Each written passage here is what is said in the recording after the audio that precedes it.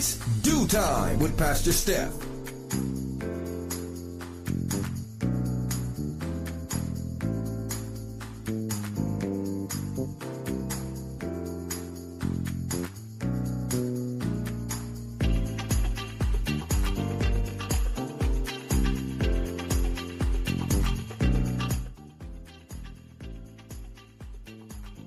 Morning, rise and shine.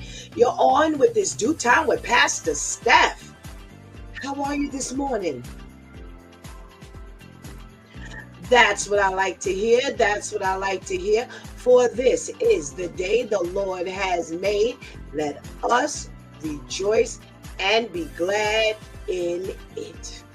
So, where were you yesterday? Yesterday was Let's Talk About It Tuesday Church Folk Day. And we had one conversation.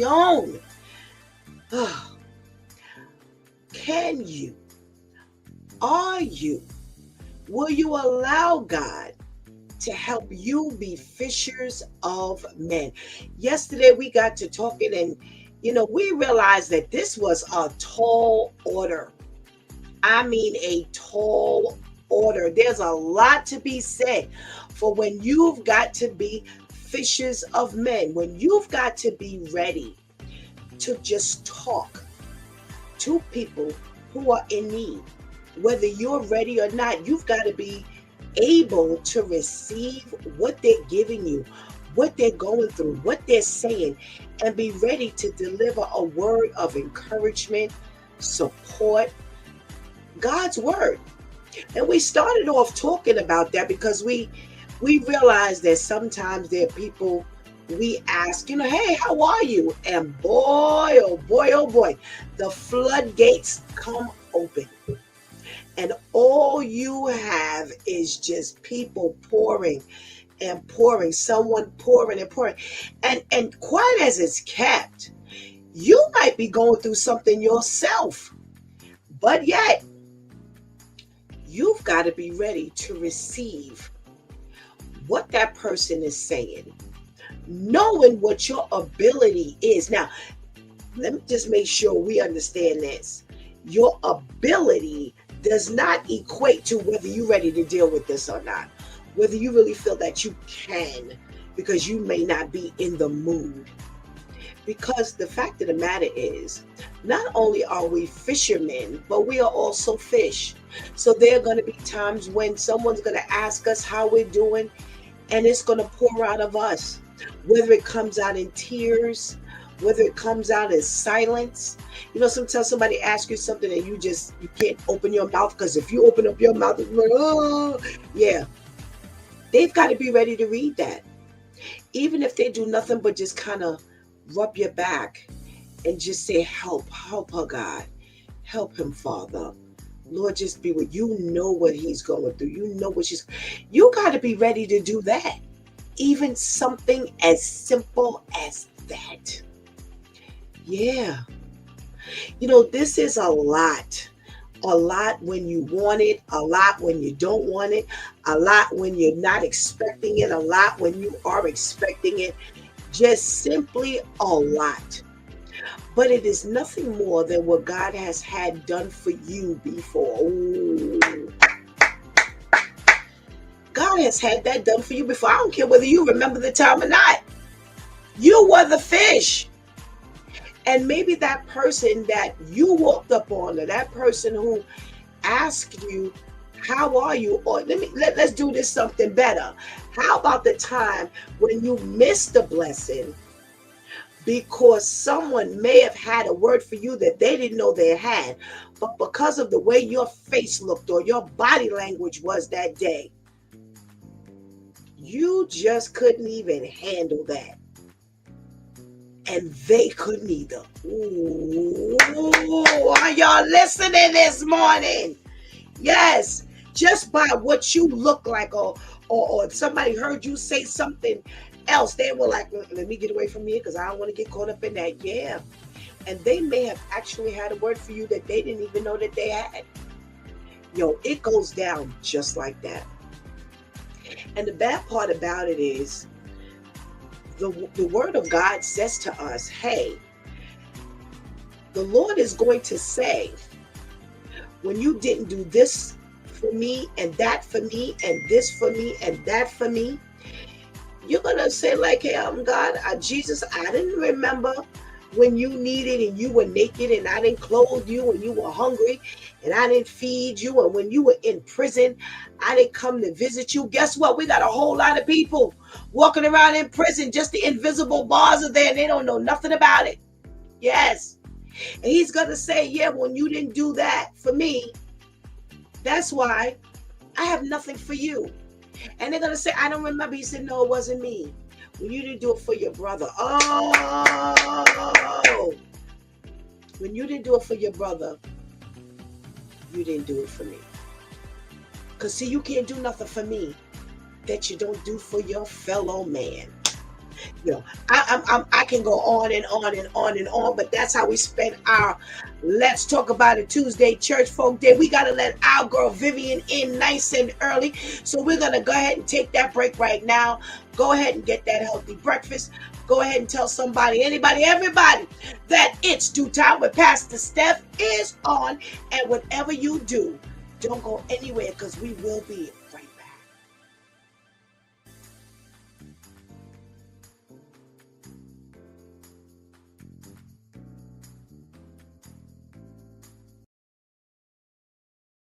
You think you know who the most famous nurse in history is?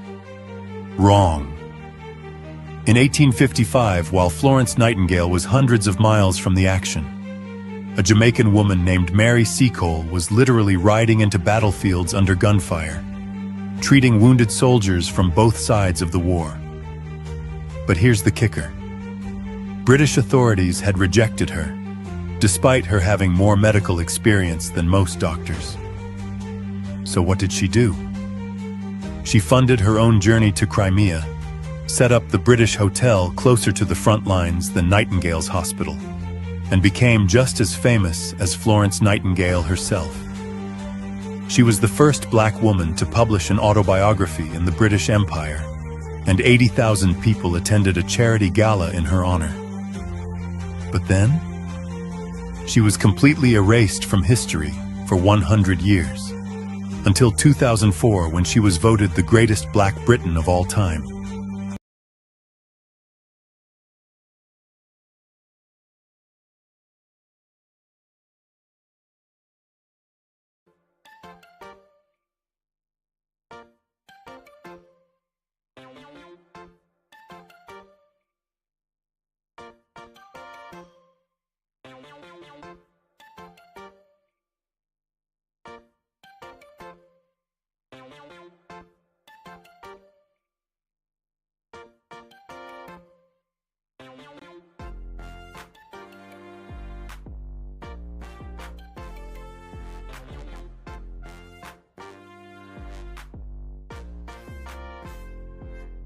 Oh, I'm having big conversation.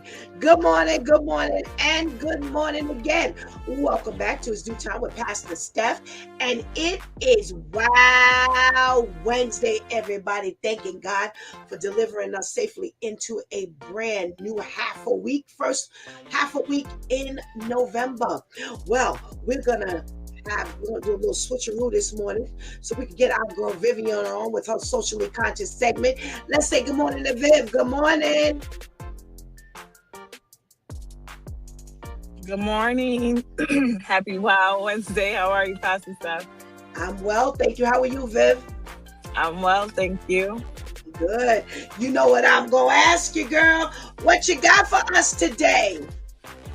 All right, today on Socially Conscious, we are starting off with a warning to all of our viewers and listeners.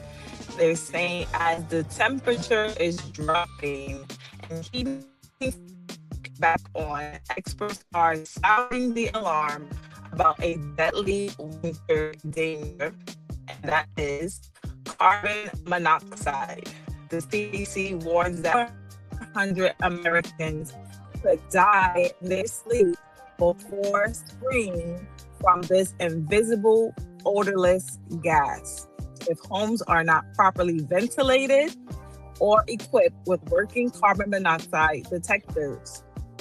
Carbon monoxide leaks often from malfunctioning furnaces, space heaters, generators, or cars left running in garages, and symptoms can look like flu, headache, dizziness, nausea, and confusion, making it easy to miss until it's too late.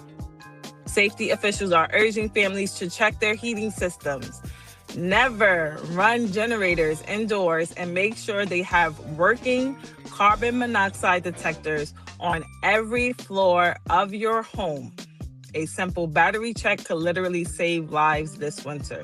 So make sure you are taking every precaution to keep you and your family safe as you're trying to keep yourselves warm.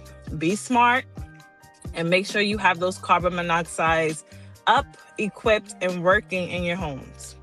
Next, we have Rikers Island in the news yet again, but this time not alone. They are alongside the whole entire jail system. And as reports say, New York's jail system is in serious trouble as per usual. They're saying at Rikers Island, violence is going up and staff is going down, and the jail is struggling to stay in control. There are more than 6,000 people locked up, and about 1 out of every 5 inmates have a serious mental illness, but there are not enough officers to manage them safely. Right now, there are not even enough officers to have 1 officer per person.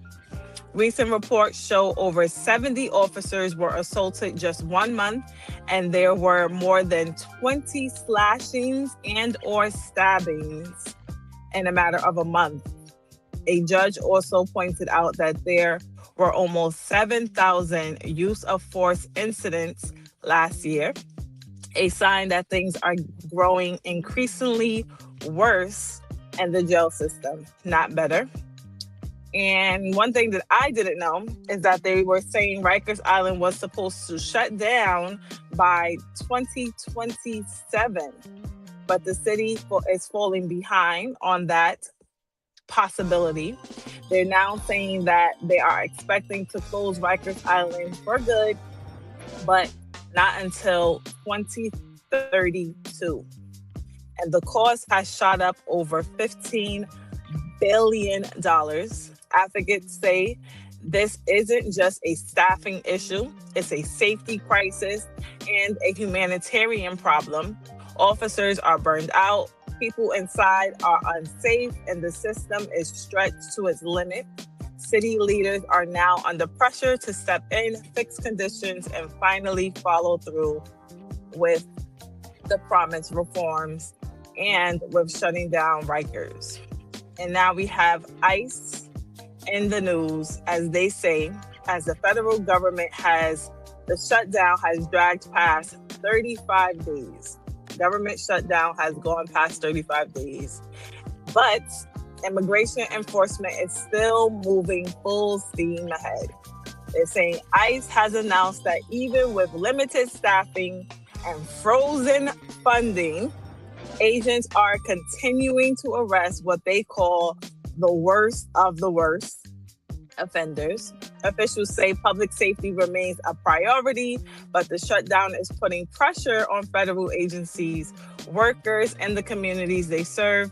Behind the scenes, many essential workers are still showing up, but are not getting paid. And everyday services are slowing down as Washington argues over funding day by day. But somehow, some way, ICE is still out there doing their job. This comes as federal systems warn of growing strain from potential travel disruptions to delays in key public services. We know the school buses are being affected. We know funding for SNAP is being affected. But again, ICE is still doing this job. 35 days since the shutdown. What a mess. But now we have our wow story of the week. And this wow story is taking us out to Florida, where a tragic love story took a shocking turn. They're saying 22-year-old Daniel Waterman, a father-to-be, was in a devastating car crash back in February. He was left in a coma with severe injuries such as broken bones, spine damage, collapsed lungs, and brain trauma. Doctors did not expect him to ever speak again, but months later, since the accident, he woke up, and what was shocking to everyone is that he pointed the finger at his pregnant girlfriend for the car crash that left him in a coma and in really bad shape. They're saying that he claimed she intentionally crashed the car during an argument, reportedly telling him, quote, "You'll get what you deserve," end quote, before veering into a tree at nearly 90 miles per hour. Daniel held on for months, fighting through surgeries and complications, but ultimately and unfortunately, he died in October due to pneumonia related to his injuries. Leah, which was or is his pregnant girlfriend, had already been charged with aggravated battery and reckless driving once he woke up and pointed the finger at her. But now that he is gone, they are now charging her with vehicular homicide. Now, the baby that she was pregnant with survived the crash and has been born, and is in some kind of custody battle between Daniel's family, who is fighting for full custody of this child, saying that Daniel, their son, wanted nothing more than to be a father. He would have never hurt himself or anyone else. So what a turn of events. But this has been Vivian with Socially Conscious, giving you the news that we are following. And remember, if you have any wild stories you would like to submit, please feel free to direct message me. My username on Facebook is VivianBM. And come back every Wednesday to find out if your story has been chosen. Thank you, as always, to our loyal listeners, viewers, and thank you, Pastor Steph. Thank you, Vivian. Thank you. Oh, you're coming strong, girl. Coming strong. We know you got to get up out of here, so we thank you for your contribution, and we pray you have a blessed day. Miss you, girl. Miss you, girl. Miss you guys too. All righty. So we're going to back that thing up, and I have to greet all my viewers. And if you're in the room, make sure you let me know by saying a hearty good morning to Pastor Steph, so I can know that you're in the room. Remember, I can't see you the way you see others. So I want to say good morning to King Terrence. Good morning. Thank you so much for joining us, Terrence. We got a check-in from our girl, Ketty. Hey, Ketty girl. We got a check-in from our boy, Serge. Good morning, Serge. Good morning, Teresa. Thank you so much for getting us that happy good morning. We've got a check-in from our lady, Tamika. Good morning. Looking forward to chatting with you in a little bit. And we've got a check-in from Miss Herlima. Good morning, and good morning. Now, it just in this good morning group, before we go any further, what is that saying? What is Terrence saying? Terrence is saying story. All right. I don't know what you're talking about, Terrence. We got to check it from Miss Grace. Good morning. Thank you so much for joining us. Before we go any further, we've got to say good morning to the ladies that keep us humming. Good morning, Shantice. Good morning. And we have a good morning for our Anika. Good morning, and thank you so much for joining us. Just in this good morning, we've got teachers. So good morning to Teresa and Vivian. Thank you so much for holding down the kiddies. We've got our workers that keep our homes put together. Hey, Terrence, thank you so much for helping us, doing our repairs and constructing and helping us do all that good stuff. We've got who else in this room? We've got those who take care of the doggies. Hey, Anika, thank you so much for joining us. We've got who else in this room? We've got MTA up in the room. Hey, Serge, thank you so much for keeping them trains humming and running and helping to keep us safe. We've got the grandmas in the room. Thank you so much, Kenny. We are so appreciative to you. We've got pastors in the room. Hey, Pastor Grace, thank you so much for keeping them prayers going. We've got Miss Herlima, the Women Construction Department. Yes, she is big in the women's construction movement. I tell you, I didn't even know it even existed. So shout out to you, Miss Herlima. Thank you so much for just introducing that to us and blessing our lives. We've got the embroiderers and the journalists up in the room. Hey, Shantice, thank you so much. We've got the vocalists, the singers, and we got the preachers in the room. Hey, Tamika. Thank you so much. So I think I've shouted out everybody this morning, just letting you know how blessed we are. Oh, Terrence says he can't wait to talk about the wow story. Neither can we, Terrence. Yeah, we got a good one today. So let's pull up our ladies. Let's say good morning to our lady Tamika. Good morning. Good morning. Happy Happy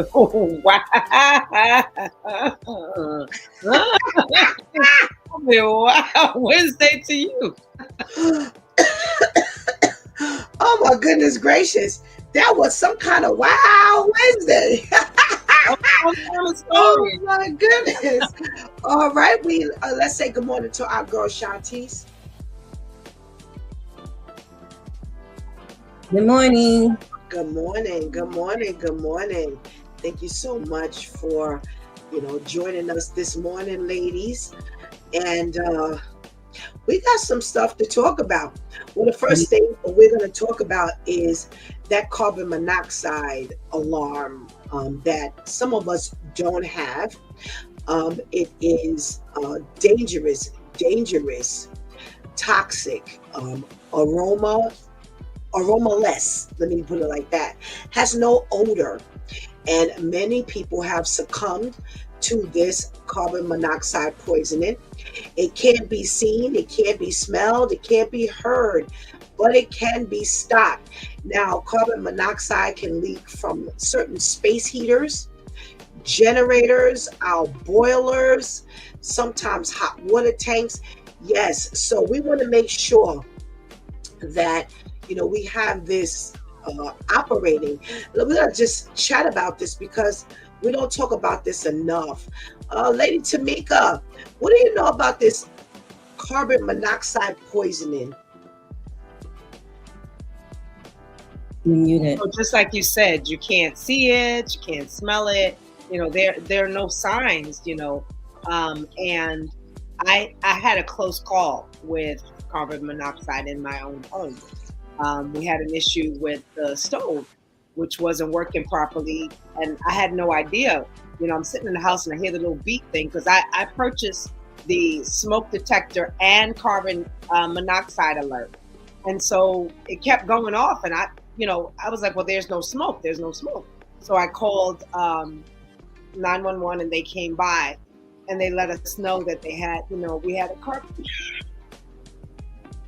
Excuse me. We had a carbon monoxide issue. So they ended up having to literally shut the whole stove down. Yeah. And one thing about it is if they shut it down, and they're the only ones that can right. reset it. That's right. You can't just turn it back on. They make sure, that you are safe and that the neighborhood is safe. Mm-hmm. Absolutely. Terrence says Tamika hit us with the wow remix. And those earrings are fire. Oh, goodness gracious. Terrence pays attention to everything. Mm-hmm. All right, Shantice, what do you know about this carbon monoxide poisoning, and any words of advice? I know it'll take you out.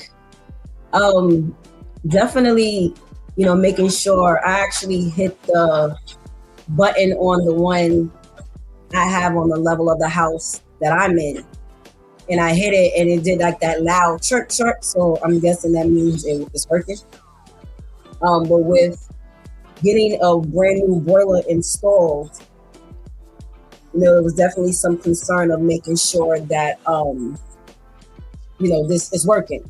And like Vivian said, making sure there's one on each level if you live in a house, because you never know where the leaks can come from. I didn't even know if it come from like space heater and all that. That's concerning. So really making sure that you stay on top of how much time is it going to take to go buy a carbon monoxide detector, and make sure it's put up, and make sure you keep the freshly batteries in when it is. But I remember last year I woke up to some gas. And the first thing I thought was, oh, Lord, thank you for allowing me to wake up, because that could have took me out, but making sure that you're doing your due diligence. We focus on everything else that we could be doing throughout the days and the weeks. Let's make sure we have these detectors up so that we don't wake up dead. Absolutely. We had a couple of times when our carbon monoxide alarm went off. We had to call 911. And they did send the fire department out, only to find out that the battery was gone. And once the batteries are gone, they want you to change the device altogether. It lasts, your carbon monoxide detectors last up to 7 years. But if you change them earlier, nobody's mad at you. But that was the word. There was no. Then they had to clear the house. We had to get out the house. Well, we got out the house anyway. But we cleared the house. But they advised us that 7 years, and when it's time to change the battery, pretty much could just go ahead and change the device, because the battery pretty much, even a regular battery, pretty much lasts the 7 years. Always make sure that there's a light that blinks. Always make sure that your lights are blinking. That indicates that it's working. Every once in a while, like Shanti said, just press the button. Make sure that the alarm is working. Because again, these things can always malfunction. So you don't want to be in the house with one that's malfunctioning and you think it's working. Where mine is on the first level, sometimes I just stand and watch to see if the light goes off. Excuse me. So, some people have perished because they didn't smell it and they didn't know it was there. Like Tamika said, some people have just made it out. One thing she said that was absolutely correct. If the fire department has to come out to your home and shut off anything that is leaking a toxin, can't no one turn it on but them. And here's the other part. If they have to shut off your boiler, or if it's your gas line, they must notify whoever is your gas carrier. So if it's Con Edison, if it's National Grid, they are the only ones that can turn to give that okay and shut. So if it's your boiler, it don't matter how licensed your plumber is. If they do not say, it can come back on. So in other words, you must get a licensed plumber. They must give you like the show of work. Then you must call your Con Edison or National Grid or whoever is actually providing your gas, and they will turn it back on. And you don't want to be caught up in that. So make sure you do what you need to do. Make sure there's nothing that you need done. Make sure you always keep these detectors running. And I'm going to tell you something else. They do sell the carbon monoxide and the smoke detector combined. My personal preference is leave it separate. And I'll tell you why. Because if the alarm goes off, you really don't know what's going off. Mm-hmm. You really don't know what's going off. So listen, it's a minimal amount of money. What are we spending our money on anyway? You know, you're buying candy at the grocery store, or you're buying some off of Amazon that you really don't need. You know, buy that carbon monoxide and that smoke detector, and just put it two separate, areas. But so in other words, one on one wall, one on opposite wall. You know, one in one part, one in the other part. But on the same floor, you need to get those devices done, and you'll be okay. All right. All right. What's next here? Rikers Island. Child. Let me get up close and read these statistics. So 1 in 5 inmates have mental illness. Oh Lord.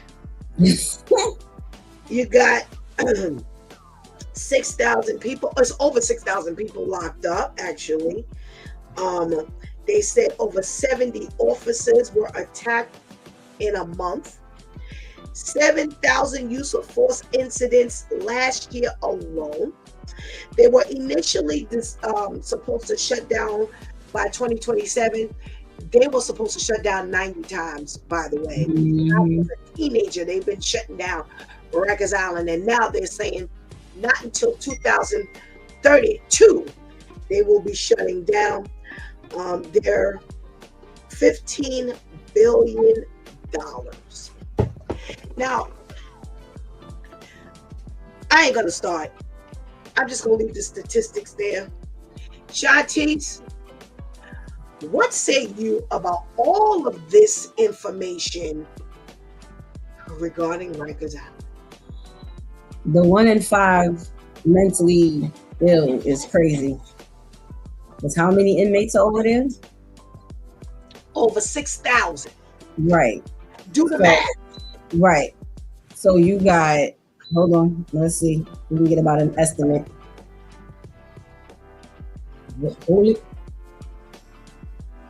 So that's about at least 1,200 mentally that's been diagnosed.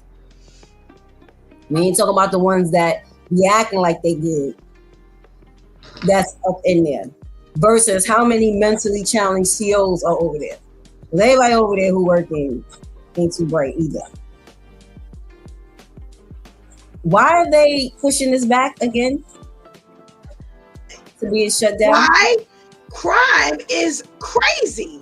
So where are you putting all of these people? But again, right. Again, where is the cities or whomever the sayers are to allow this to go, the decision makers?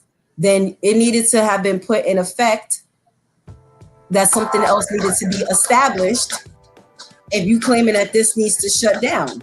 Because you're right, you can't just shut this down and now you need to put criminals somewhere, but now the criminals are in a halfway house next door to the daycare center, because that's what's happening.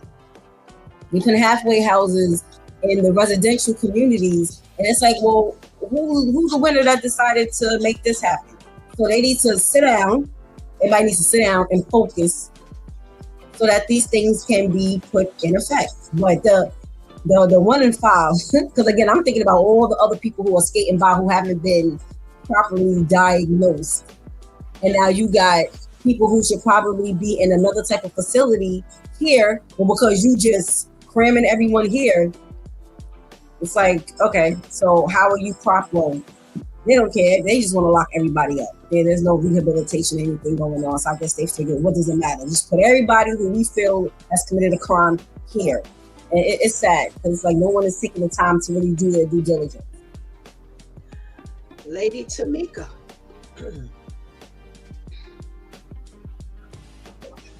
So I'm thinking about the time or the times that we were hearing consecutively about issues going on with Rikers. You know, bodies were missing or people were dying, you know, one right behind another.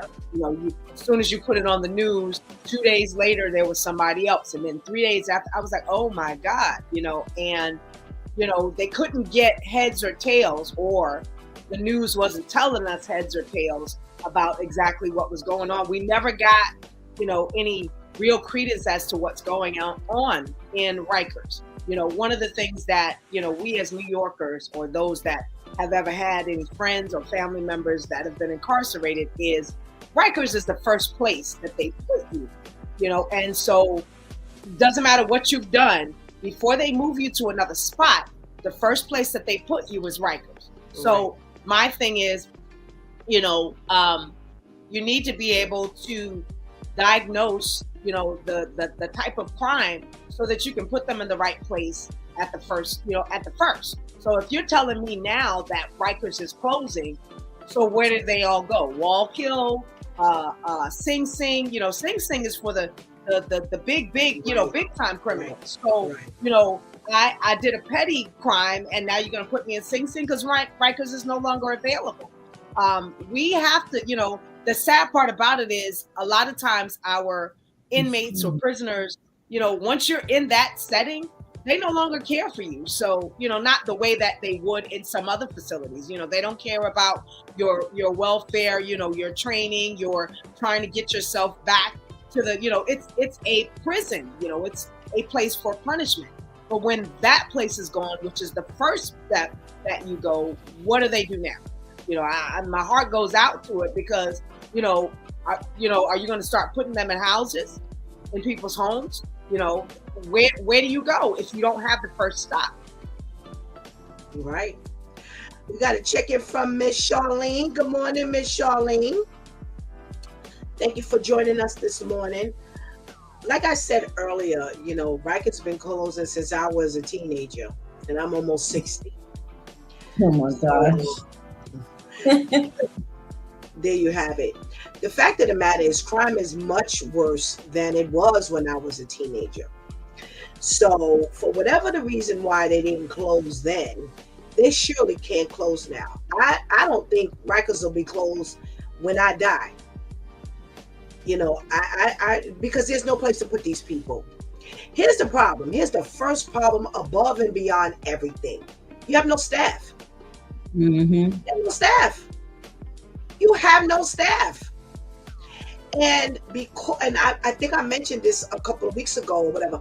Years ago, there used to be a detention house in every borough. I don't know about Staten Island, but there was the Bronx House of Detention, Brooklyn House of Detention.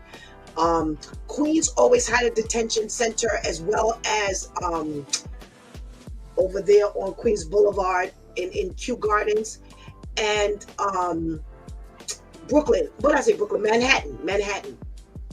So you have and Rikers.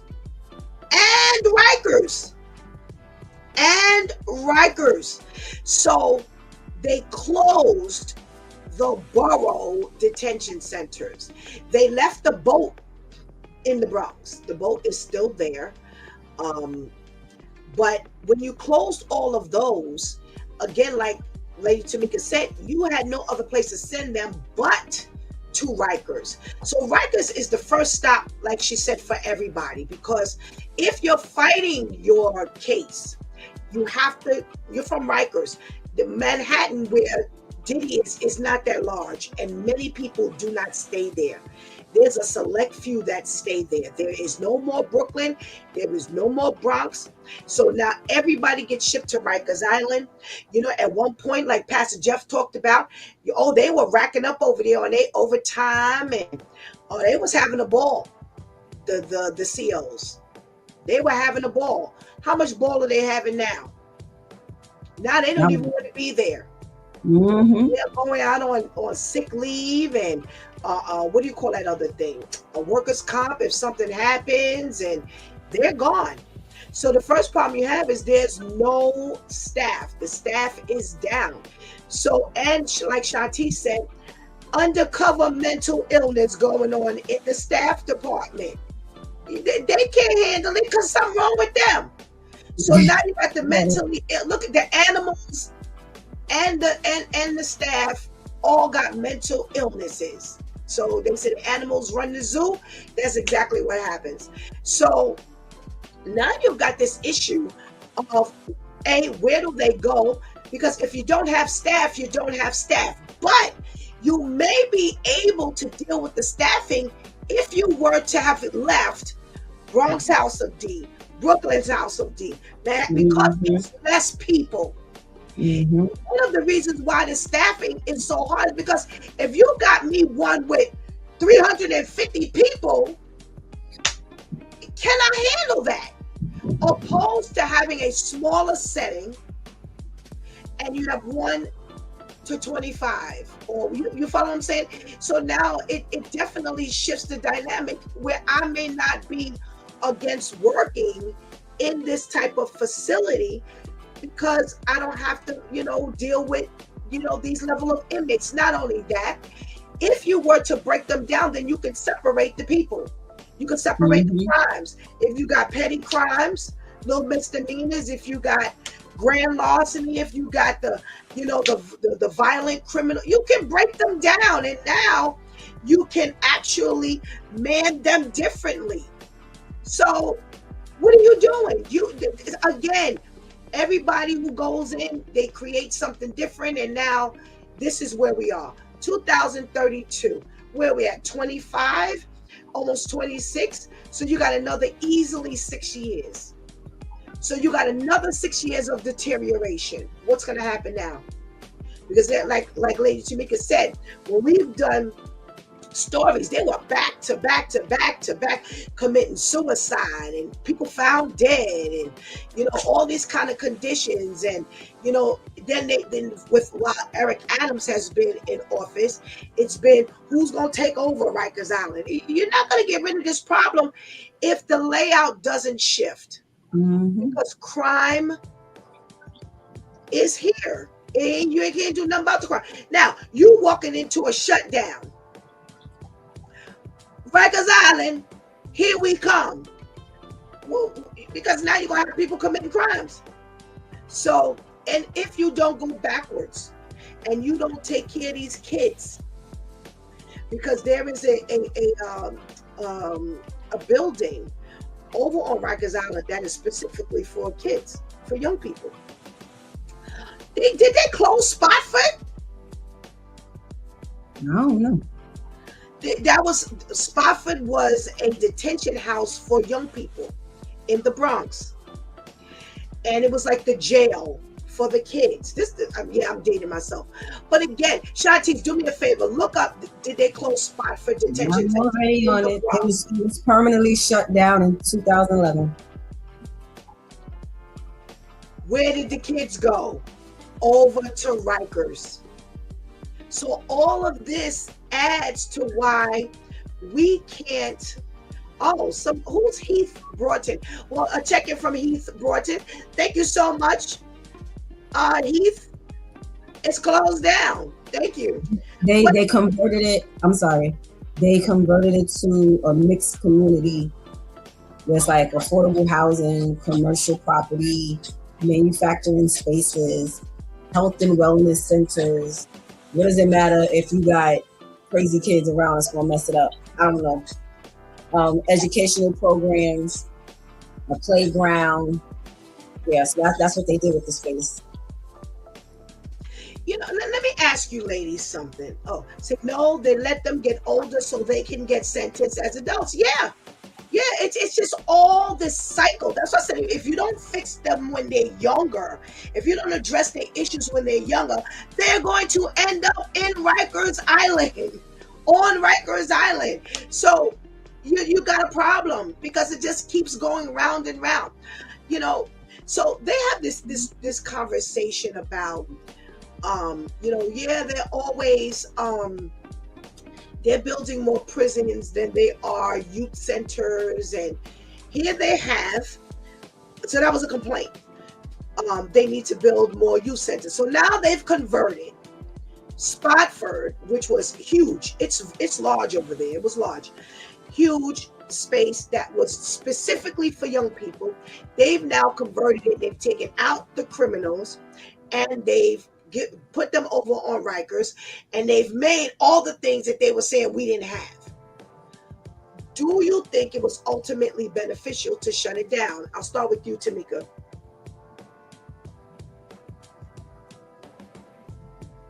Yeah. I mentioned before that our youth need to be rehabilitated. This is how recidivism transpires. You don't take care of the actual heart of the issue. We've already been noted that the child's or the youth's brain has not grown to capacity. So you commit a crime, nobody rehabilitates you, nobody is taking care of your concern. They're only addressing and punishing you for the issue that you've done, but in somewhere in your brain, you haven't gotten the full capacity. So now there's nothing that can help that. If you don't have family members, relatives, loved ones, or some form of therapy that has addressed the issue, now you're going back in. And where do you go? Rikers Island. And in addition to that, I'm thinking about the workers who are there.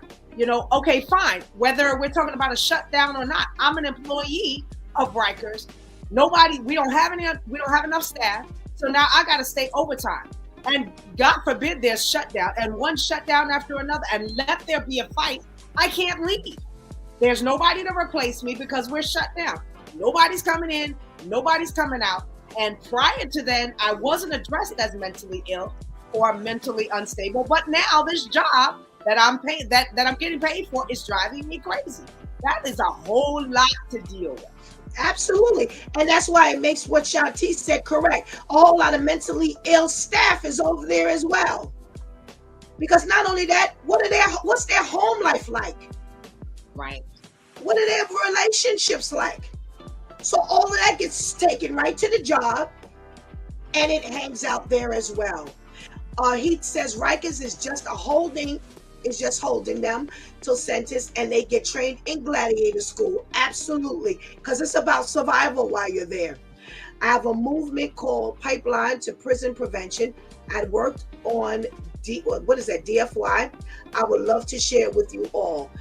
You know what? Let's talk. Reach me at Coach for Christian Life. DM me, and we can talk so we can get you on the show. We've got space for you. Thank you for joining us, and thank you for alerting us. Excuse me, Shantice. Yeah. They've closed a spot for it. He's the only one in New York City that was specifically for young people. And now you have this issue where everybody goes to Rikers, but you've now converted the space that they had for the young people over to housing and this, with all this real estate in New York City. Help me. That's why I said, what? So you took the detention center out to put all of this there. But if there's still inner city youth within the inner city that is subject to mess up that community in some way, on some level, what is it gonna matter? So you took that. One of the things they replaced it with was a playground. Who's playing? If that was for the out of control youth within the community. Again, things are done for clout, for prestige, for fame, it was needed. It was obviously in a place where there weren't any homes right next to it, which made a whole lot of sense because you were able to break it down into so many different things. Leave it there. Improve it if it needed improvement. Let that have also been a rehabilitation place because, again, you're dealing with children. Attack those young minds. While, yeah, you may be an out of control child, but you're still in the molding. So where everyone's in the molding stage. But it's a whole lot easier to get them when they're younger, regardless of whatever they've done.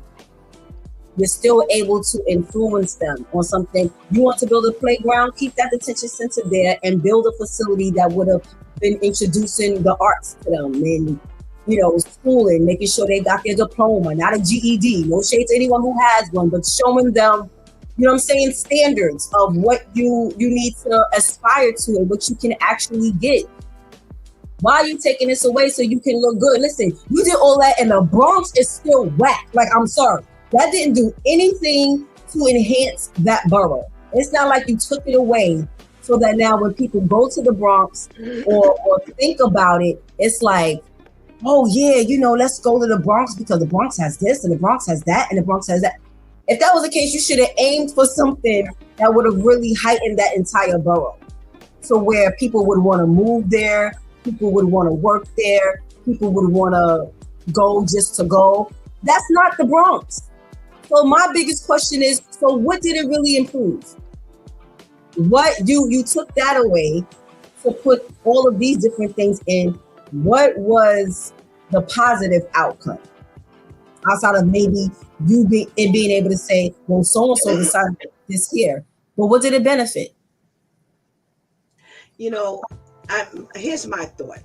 And this is interesting what you ladies say, because this is vital. There is nothing when you immediately get a young person, an adult, a middle-aged person, it doesn't matter. You need to have, and it is doable. Okay? It's going to take some work, but it's doable.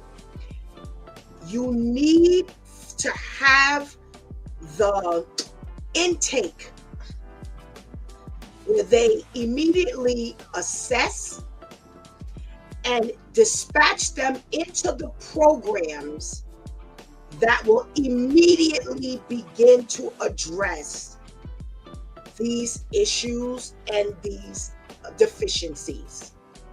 So if you have, let's say a young man who goes into this facility who is coming from a broken home, who had problems with authority, who wasn't going to school, who couldn't really read, you can actually have programs that immediately address these things. Now, is everybody going to go in there and go sit and be quiet and conform and behave? No. Have it though. You need it. It's better to have it and not and have another like a stair step than to not have it at all. You cannot have just some place where you're locking these people up. You cannot have a place where you're just holding them. You need to start working immediately. There's no time wasted. They go from lockup to, because they're, again, most of them locally. For Rikers Island, it's when you're fighting a case, and if you're underneath 24 months, pretty much. Your time has been under 24 months. They have they just ship you off to whatever state facility they're going to send you. So like as with Spofford, it was kind of like a young people's Rikers Island. But there were those who would have to do a short term there. So you need to put these things into place. Start training, people. We're talking about all these people who are coming out of college with no jobs. Now, yes, will it take for you to be trained? But there are enough people to train them on the spot. It sounds crazy, but it's not as crazy as not having a plan at all. You need now Eric Adams put more after school programs and things into order. Wonderful, because that addresses our young people now. So after school, they go there. After school, they have some facilities that are open up until 9 and 10 o'clock at night for especially like latchkey children and things like that. So all of those things are wonderful. However, you've got those that have passed that already. So you got to have these things in place. And I'm going to kind of jump a little ahead because I don't know if we're even going to have time to say that, but that was my concern for who went into the mayor's seat. All this stuff they were talking about, I heard nobody talking about this area right here. That was one of the things that was of my concern, and we're going to talk about this because I specifically looked this morning to see certain things, and this was not on the list. And that's a big concern of mine personally, because I don't care what you got planned. Like Shanti said, oh, you can put up all the beautiful housing, you can put all this. If you have gotten all of these people who are going to rip down what you build up because you haven't addressed their needs, starting from our young people, then you didn't just blow everything. It don't matter. It does not matter. Let me read this. These comments. Let me see what's going on here. He says he agrees with us. Spofford was the Rikers. They were only held there before they were housed at other facilities. Correct. Mental illness wasn't addressed when it was open. This is new to them. If we did this, it would destroy the judicial juvenile justice system. People would lose their jobs and government contracts. We need community centers. Ms. Herlima says we need community centers to keep these kids busy, a work program that trains them with the skill that keeps their minds and hands busy. Absolutely, Ms. Herlima. He says most can't read or have the soft skills to maintain their employment. The number of females is comparable, believe it or not. I believe it, because the girls are out of control. Girls are out of control. It takes us working together against legislation and creating programs firsthand without their assistance. I agree 100%, Heath. I agree 100%. We're going to come back to that gently. So Vivian tells us that surprise, surprise, ICE is still running around despite the shutdown. Despite people working for no money, they are so, what's the word I want to say? They are so invested. But there's another word I want to use. They are so invested that they are still working. And they claim they are still rounding up the worst of the worst. Tamika, what you got? Well, they're making the worst of the worst. How many times have they picked up the wrong person, or it's just a mess. They just flinging stuff in there, and for what? In addition to that, and the stuff that you're doing, you're not getting paid for what you do. Please go have a seat. Please, many seats. Get up, sit down, get up, sit down again. Have many seats, please. Wow, that's funny. Shantice. They just doing stuff. It is funny how there's funding for this, but they're not funding for things that are a lot more pressing. And I'm really curious as to how effective this is going to stay with the choice that has been made last night. So that's going to be interesting for me to see. But that's why I say stop saying y'all ain't got no money. Because y'all keep showing directly and indirectly that there is money.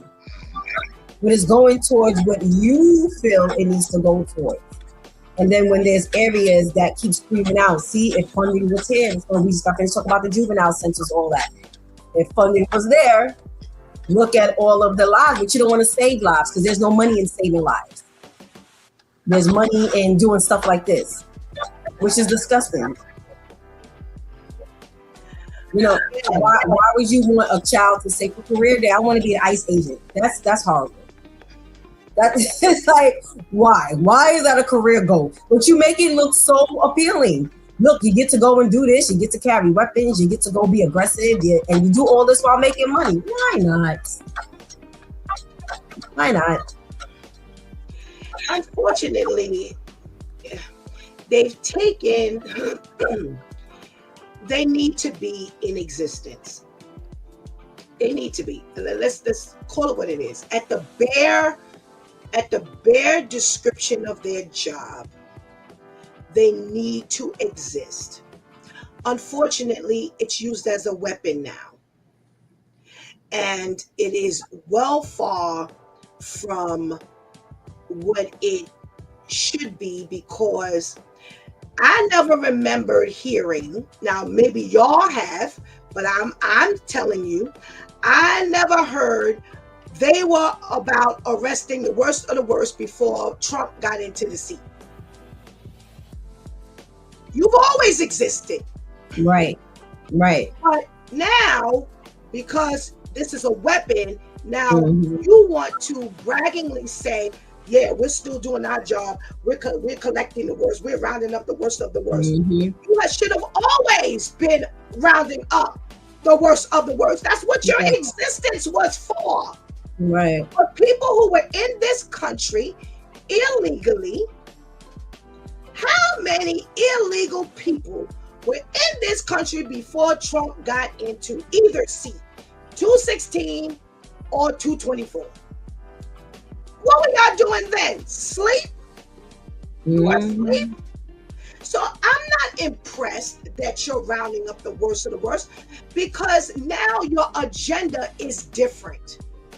You don't Right. have that base agenda that you had, that you should have had back then. You don't. All this aggressiveness, and I've seen some clips. I've tried to really stay away from it, but I've seen some clips of them rounding up people during this whole since January. Woo! Is something else. It is something else. And y'all have heard my stand on this about being in the country illegally, being here for years, and just because you were quiet and working and stuff like that. I'm sorry, illegal is illegal. You know what I'm saying? You can't dismiss that. But because it has a different look right now, it's terrible. It's Mhm. terrible. So now here we are in the throes, 35 days into a shutdown. But while the airport people and people like the airport employees, they're working and they're suffering and they're going to work, y'all having a party. Right. Y'all are partying. Y'all having a good old time. So I'm gonna be honest. I don't believe they're not being paid. They are. Mhm. I don't believe it, because there's no way in the world you all that hype. Right. Out of the goodness of your heart, Yeah, or because I just love this. yeah. Your Because it's mission what I wanna is do. so set. Yeah. It's in your head, and you all out for this justice. Where were you prior to January 1st, 2025? Where was all of this mission and all of this? Oh my gosh, I can't think of this word I want to say. Passion. Where was all of this before Trump got in office? Mhm. So you didn't care who was here, or you sat and crossed your legs and took your time. Now you got all of this passion for free? No.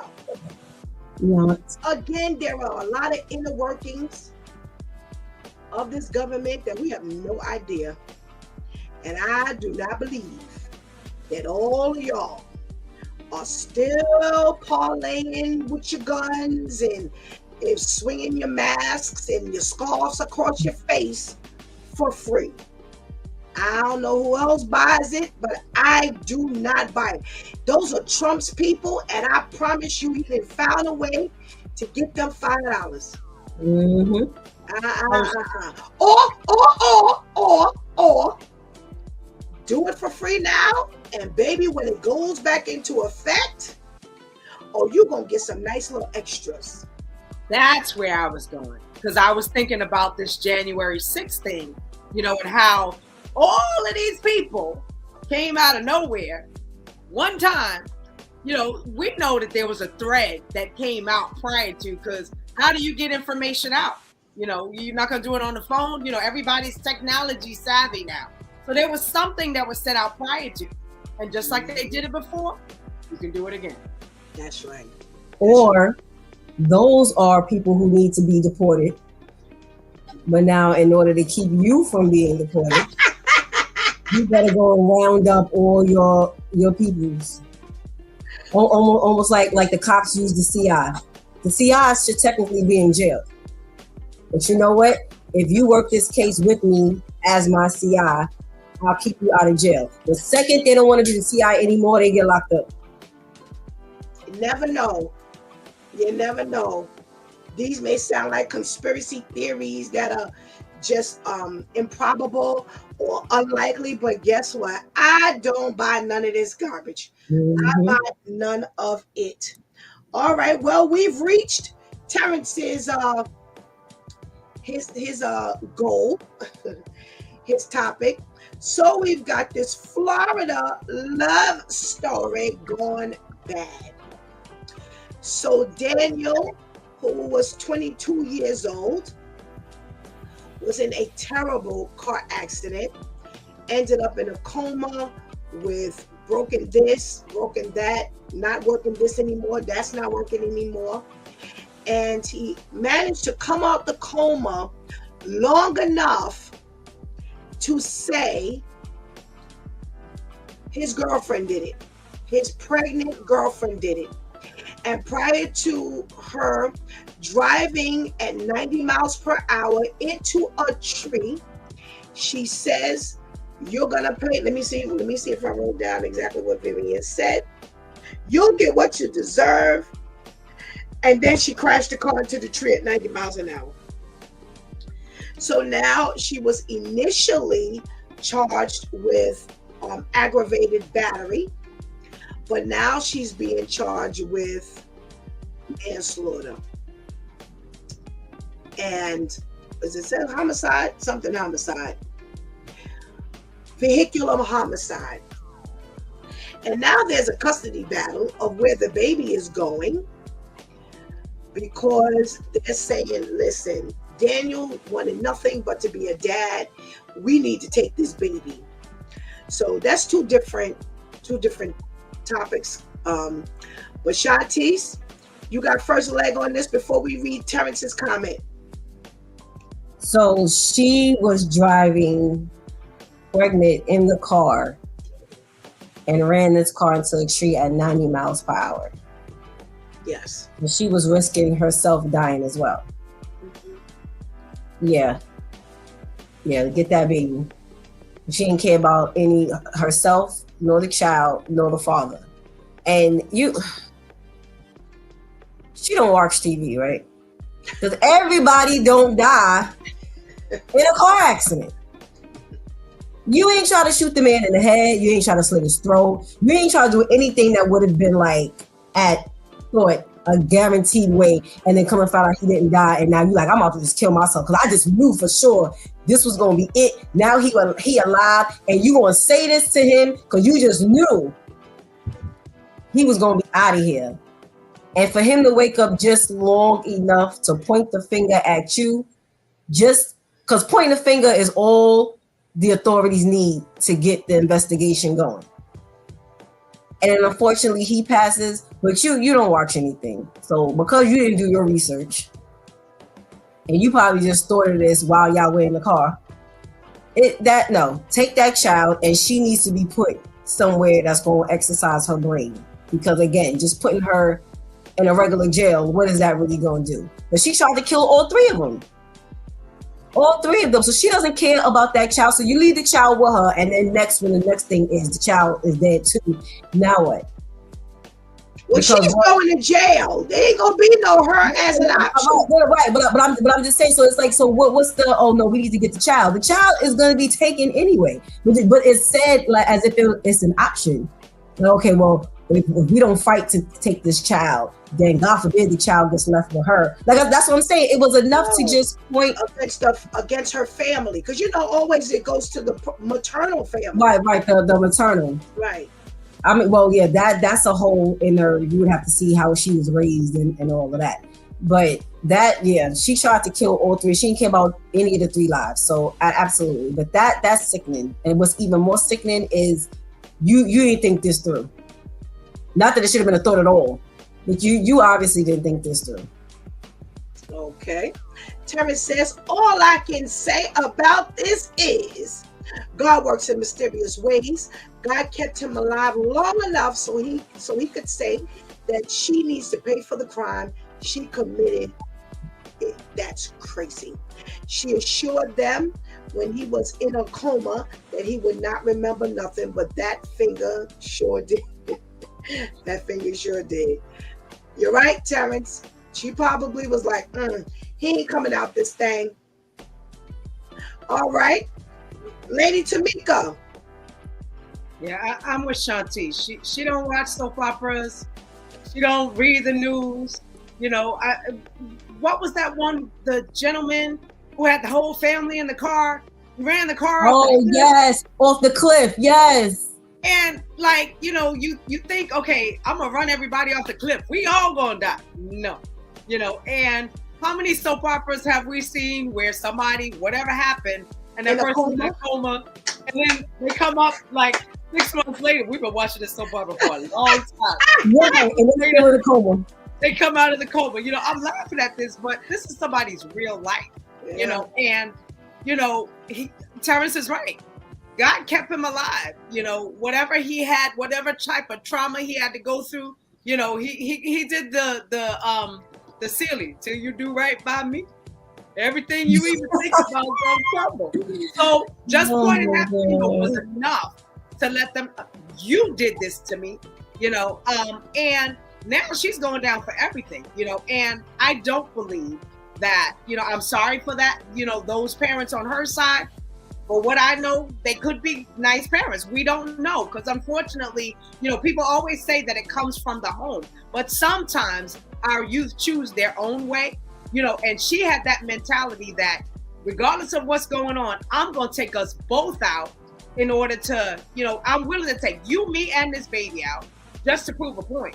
You know, that's a different kind of crazy that I'm willing to go down, me and my baby, to take you out or to finish this whole argument. Yeah. This here, you know, as I was listening to Vivian give the story, and as you ladies were talking, there were some things that came across my mind. One of the first things that came across my mind when Vivian was talking was she abused? Mm-hmm. We just got finished covering a story last week of a woman who had been abused, and she sat back and drank, and when her thoughts started getting the best of her, she went and she shot him. Her words were, "You're going to get what you deserve." That's what I was going to ask. Well, what did he deserve? I was about to ask that. Why was that said? Now, don't misunderstand me. I'm not saying she should have tried to kill him, her, and the baby. That's not what I'm saying. What I'm saying is his deathbed declaration, as they call it, pointed to her as a deliberate act. However, he couldn't stay awake long enough to explain what she meant. What did he deserve, and why did he deserve it? Did he just make her mad and they just got into an argument and blah, blah, blah, blah, blah? Because we know that it could happen like that. You know, everybody doesn't receive everything the same way. So, you know, if she's somehow not the most mentally strong individual, and maybe something else happened in her life, and whatever he said or did brought back some memories, this could have 1,000,001 dynamics. But I paid special attention. I don't know if I were him, I'd want to say that. Because here's the problem. If she makes a strong enough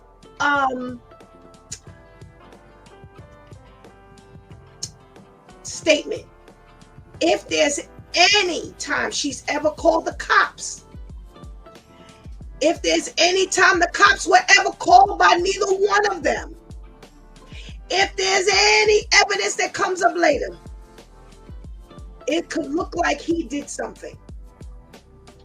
And yes, him saying that nailed the fact that she did this deliberately, but it also indicates that there was something between the two of them that did not go right. Now, whether he was cheating, lying, whether he had messed them up financially, whether he was supposed to put the crib together and he didn't, whether he promised to buy the stroller and he didn't. You follow what I'm saying? Because there could be so many dynamics to this. Saying this on your deathbed, maybe not didn't clear up things as much as it needed to clear up things. The only thing it solidified was that it was intentional on her part.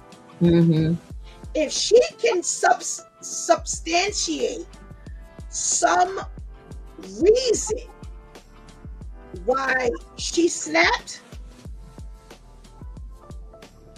baby going to her family. Let me tell you something else. One thing we have seen, if we ain't seen nothing else from the 5.5 years we've been on this air, mamas and their sons, it don't matter what they do. We've seen it on TV, we've seen it in movies, and we've seen it in real life. If there's a possibility that he was doing anything wrong, and I'm not saying he did, because we all know we don't know, but I'm bringing this out. If he did anything wrong and mama and daddy and family kind of washed that off, and this girl was out there by herself and she couldn't get that family to help support her and her safety, imagine them having the baby. Right. What are you going to do to this child? Because your Daniel was so golden and he couldn't do anything wrong. We just got finished going over a story where we saw this was just rude and disrespectful, careless and nasty. It was out there. And mama and sister still sided with this punk. So we know families to do this. So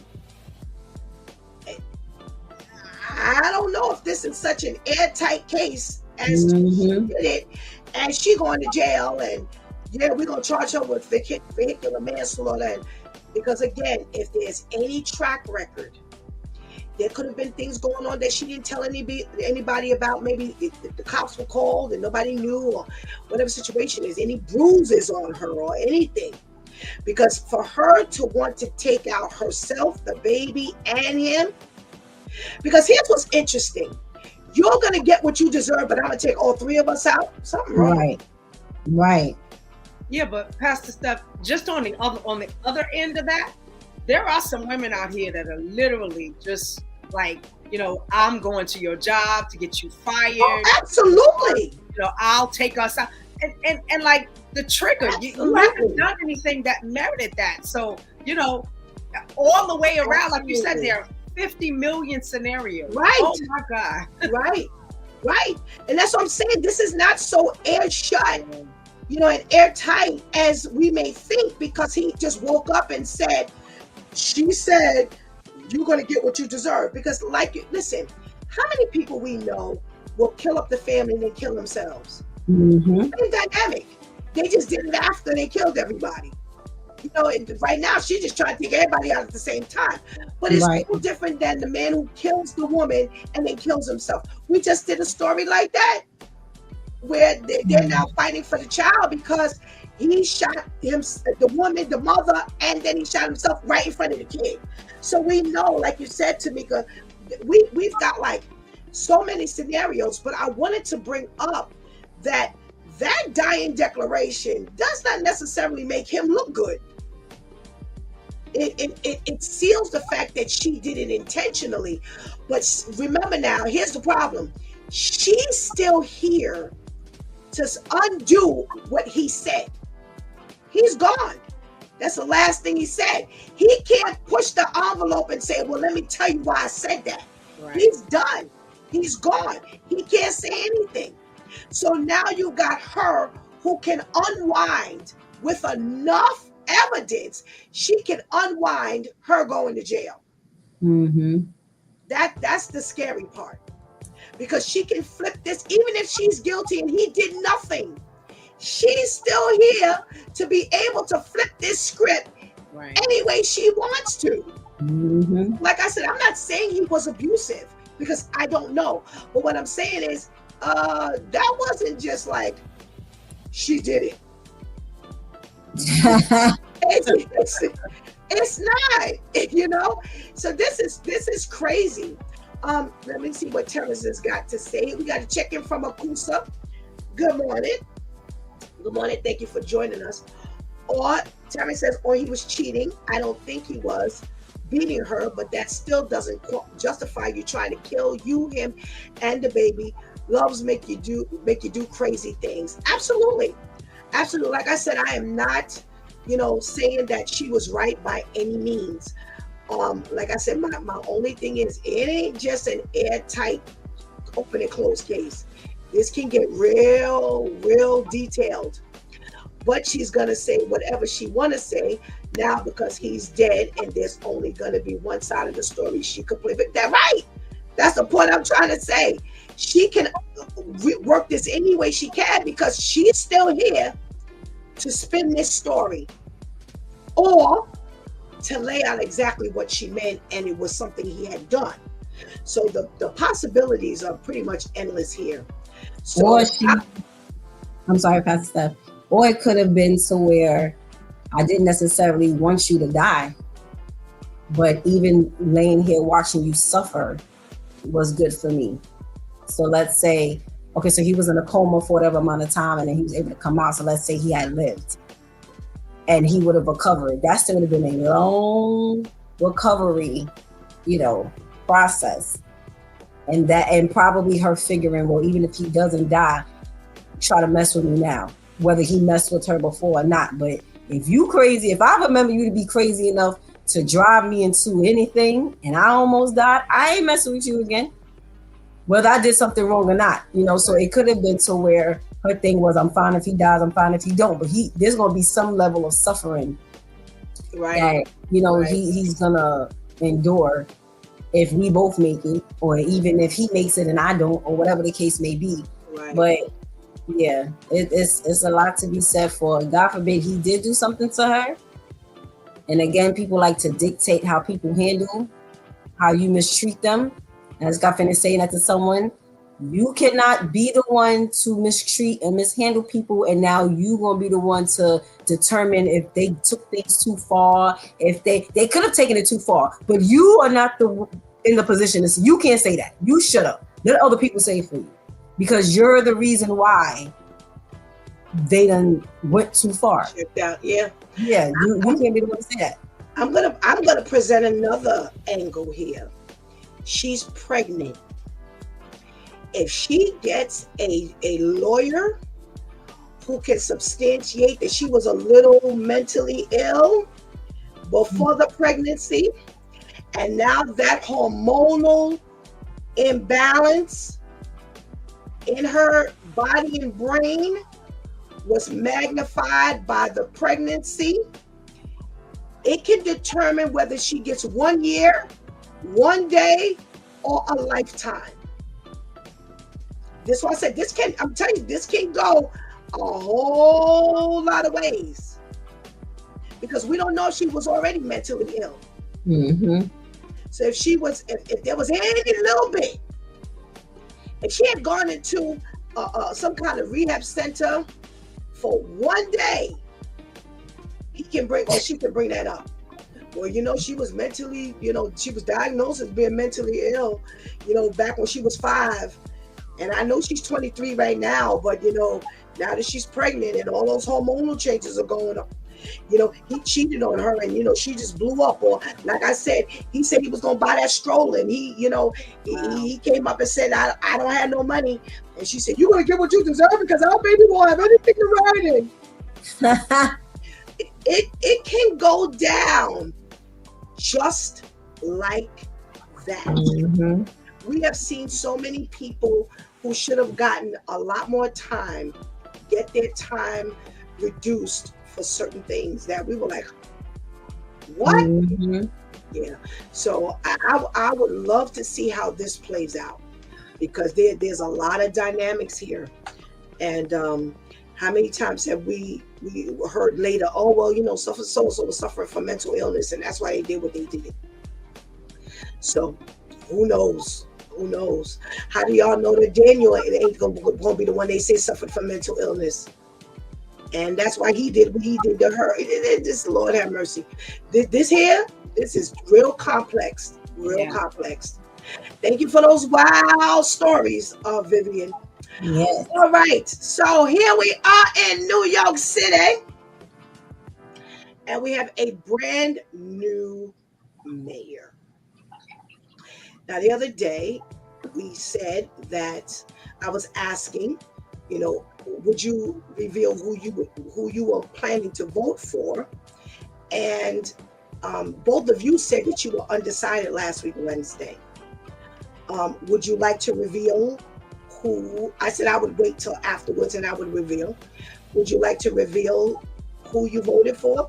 You don't have to. You get this all private. Shantice. I voted for Freddy Krueger. It was either him, Chucky, or Candyman. I voted for Cuomo. I voted for Cuomo because, in my opinion, none of the three really gave some substantial intentions that made me want to run to the polls. But I felt like because he's had that experience, and from the parts of the debate that I did listen to, when they were making sense, was he was able to immediately pinpoint certain things. And it was because of his experience in a higher position.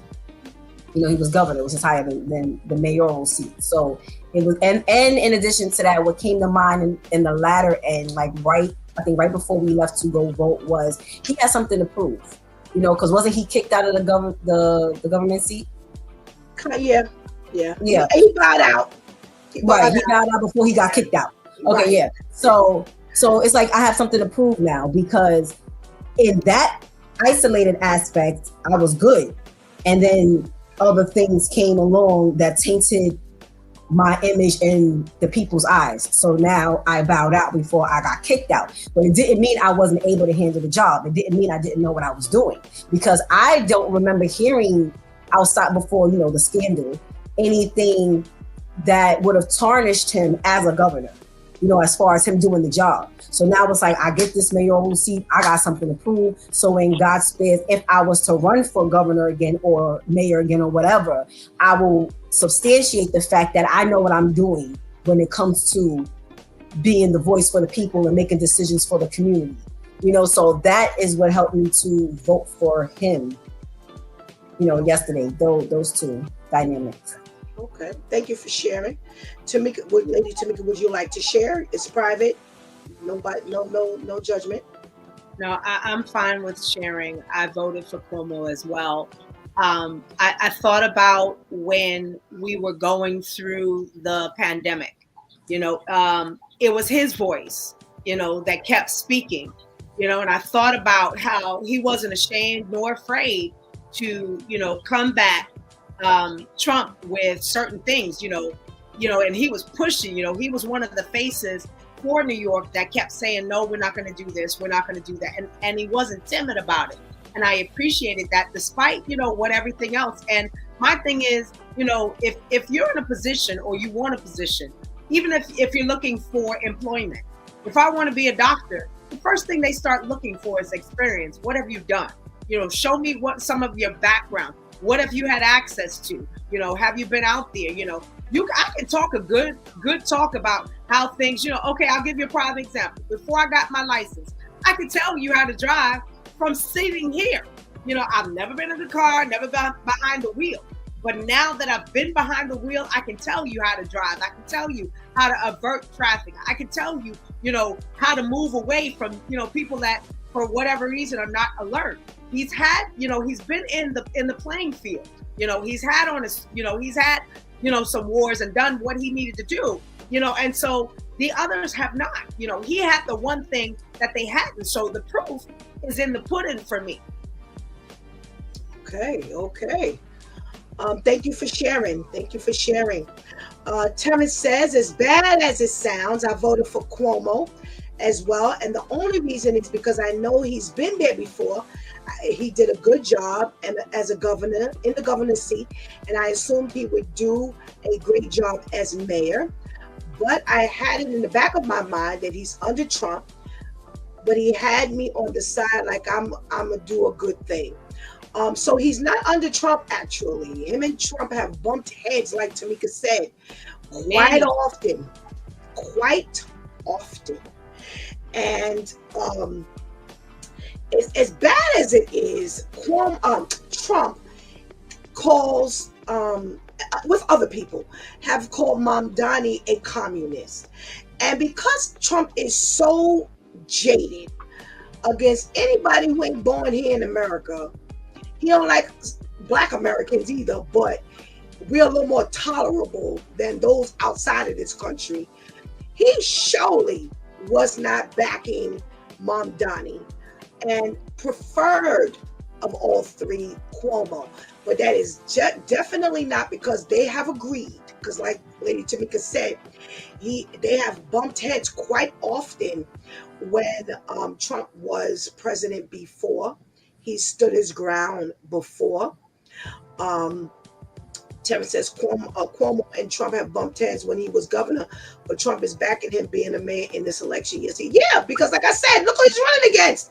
Right, Trump is gonna vote for a Muslim or back a Muslim? You must be crazy. But they showed the clip.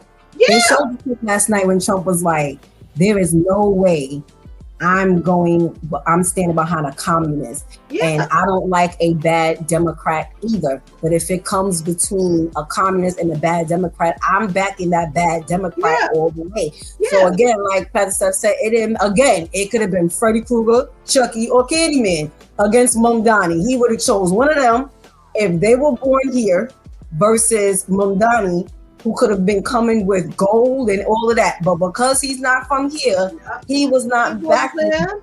No, because if Trump had his way, Mamdani would have been on the first thing smoking back to his country. He ain't put him in no position here. So I too voted for Cuomo, primarily because he's had this seat of authority in the grand scheme of things. There was brought out some indiscretions, and I am not backing his indiscretions at all. But unfortunately, in every position, we just do stupid stuff. Mm-hmm. I don't care who you are. I don't care what the position is. We just do stupid stuff. And does that necessarily reflect the job he did? And I think he had been in this seat long enough to have proven that he has some value and some worth. One of the things that I could never remember in all the time that he occupied the governor's seat was he impartial or partial? And I have always heard and seen evidence that he didn't have any partiality.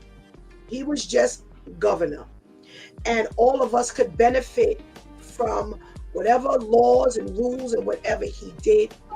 I also thought about the experience level versus Mamdani, and no, clearly no. If I had to weigh it out, somebody brand new versus somebody we've seen evidence from. No. The other thing is like Shanti said, so I'm agreeing with you 100%, Tamika. Shanti also said that I feel he had something to prove. Like, you know what? They talked about me and I did something stupid, but I'm coming back strong. Mm-hmm. Because I can actually, remember now, these seats can be occupied more than 4 years, unlike presidency.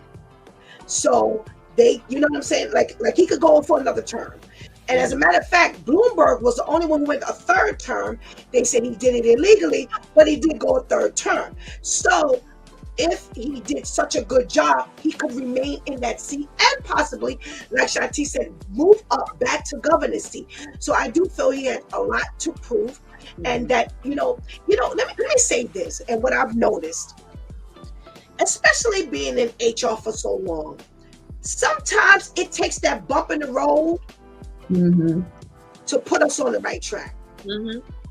Sometimes after we do the stupidest thing, we're like, you know what? Ain't nobody got to worry about that no more. I'm going full-fledged ahead.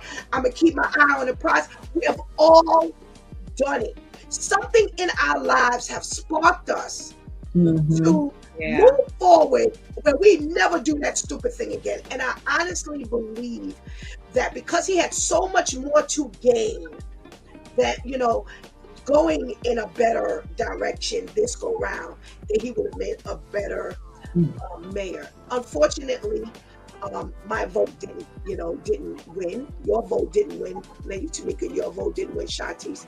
And what I did this morning was I looked up the things that they were all focusing on. Now, Mamdani specifically focused on universal child care, where they would, children from 6 weeks to 5 years old would go to these programs for absolutely free, fast and free buses, city-run grocery stores, and some other stuff that we've heard about. So I did not know what Vivian was going to talk about this morning, but I want to take the topics that we talked about this morning and put them now in Mamdani's lap. So we've got the Rikers Island situation.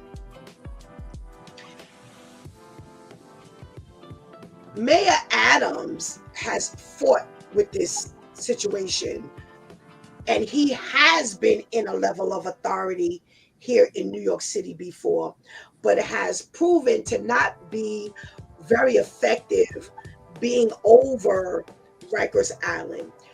Rikers Island is due to shut down supposedly in 6 years, which means that with the 4 years that Mamdani is going to be in office, he's going to have some level of responsibility for Rikers Island and how it's run. Do you think that he will be able to handle Rikers Island? And I think I landed off with Lady Tamika, so I'm going to go to you first, Shantice.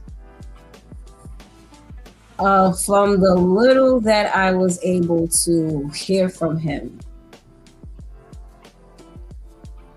I don't think so. I personally think that a lot of his time, effort, and energy is going to go towards, like, you see how Trump is doing with ICE, because that's how Trump feels about migrants. I feel like with Mamdani, it's going to be, yeah, I know I'm the mayor of New York City, but my focus is on my people. So if whatever's going on in Rikers, yeah, it's pressing, yeah, something needs to be done, but how is that going to help my people immediately?